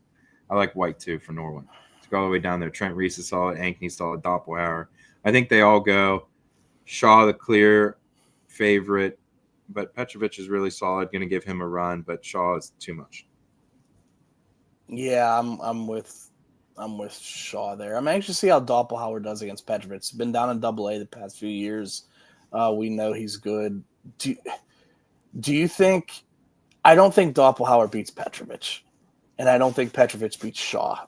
But do you think Doppelhauer gives Petrovic a better match than Petrovic gives Shaw? Yes. Yeah, I think just kind of how they wrestle, and I could see Doppelhauer giving Petrovic a decent match, but I just don't think it's enough to get past him, and I don't think either of them. I think Max Shaw is going to major both of them if whoever comes and faces him. Yeah, I completely agree. All right, Lonzy Vilma, Cooper Dietz, Braden White, Ethan Cartwright, Lother, Matrish at the 6, Hoffman, Schaefer. I said it earlier in the day to you, Donnie. I love Braden White. I think Braden White's going to win it. I do. He's been phenomenal all year. Just the athleticism, the quickness, the explosiveness out of him. I like everything about him. I'm taking Braden White. Him because he's good on top, dude, and top game travels, and that's huge. Now, those two I think are going to wrestle this finals and the WPIAL finals. I do too. I think White. I 100% agree. I think White and Vilma will be the WPIAL finals as well. So completely agree. We'll see what happens next week. I'm going to pick Lonzy Vilma this week. We'll go from there. If I'm taking White this week. If Vilma beats him this week, and depending on how it goes, that could change my mind. But it won't change my mind that they still will be in the finals next week. I agree. Speaking of someone that we think is probably going to be in the WPIAL finals, Mr. Bodie Marlowe. I got him winning this weight. There's some good kids here, though, but it's pretty much Bodie next topic. Yeah, there's always one. There's always one, and this is the one. To me, it's Bodie next topic, and I don't think it's close. To be honest, I don't know if he leaves the first period. No, I 100% agree. He could score in too many different ways, and I don't know, dude. Ever since it seems like coming back and taking third at Powerade, he's just been on a monster run. Midwinter Mayhem, he would look fantastic and comeback victory there. So yeah, I'm excited to see what he does next week, and 2-3 weeks down the line, of course, at Pitt as well. This weight is fantastic, no doubt. The top 4 is great. I think the 3 is a little bit separated, maybe. Snyder is the class, I want to say, though. Snyder is going to win, in my opinion. But LeBrier and Pats and Conroy are pretty solid as the second fiddle. Yeah, and it sucks to not have Tasso Whipple. Yes. Penn Trafford. That sucks because Tasso's the 2 seed. Yep. He beat LeBrier earlier in the year, maybe twice. Tasso would be the 2 seed here. So it sucks not seeing him, especially him being a senior. Because looking forward to next week, the WPIAL bracket with Pats, Conroy, LeBrier, Snyder, Whipple, Gray, Green. I know I'm missing. That's pretty good. That's a pretty damn good bracket. 100%. But yeah, Snyder here for sure. Agreed. All right. Number 1 and 2 in the state, Conroy and Brown. Ultimate ride out earlier in the year. It's Brown's only loss. Cook the 3, Grabowski the 5, Montgomery. Cook solid. I got Conroy. I'm sticking with Conroy the whole way out, dude. I'm not moving from it. God. I'm not moving from it. This feels like, to me, what I said about Mario Hutcherson and some of the other guys. Until somebody beats him, I ain't picking against them. But I've said all year Elijah Brown is, oh, God. I got to stick to what I go. Until somebody beats him, I ain't picking against them. Give me Conroy. But, oh, God. You know what? No. Well, that's tough. It's close. I know. It's Man, 215 is going to be so much Give me fun Brown. next No, week. I'm taking Elijah Brown. Oh, man. Ultimate tiebreaker loss. Advantage to the guy who lost the last one. Give me Brown. All right. Turk's going to win this. Yeah, Turk's going to win this, but I think there is still some interesting stuff here. Scarton, Grisoulas, Doherty, Gallus. But yeah, Turk. This is Shepherd Turk's weight class, without hesitation. Agreed. All right, dude. Long show today. A little bit.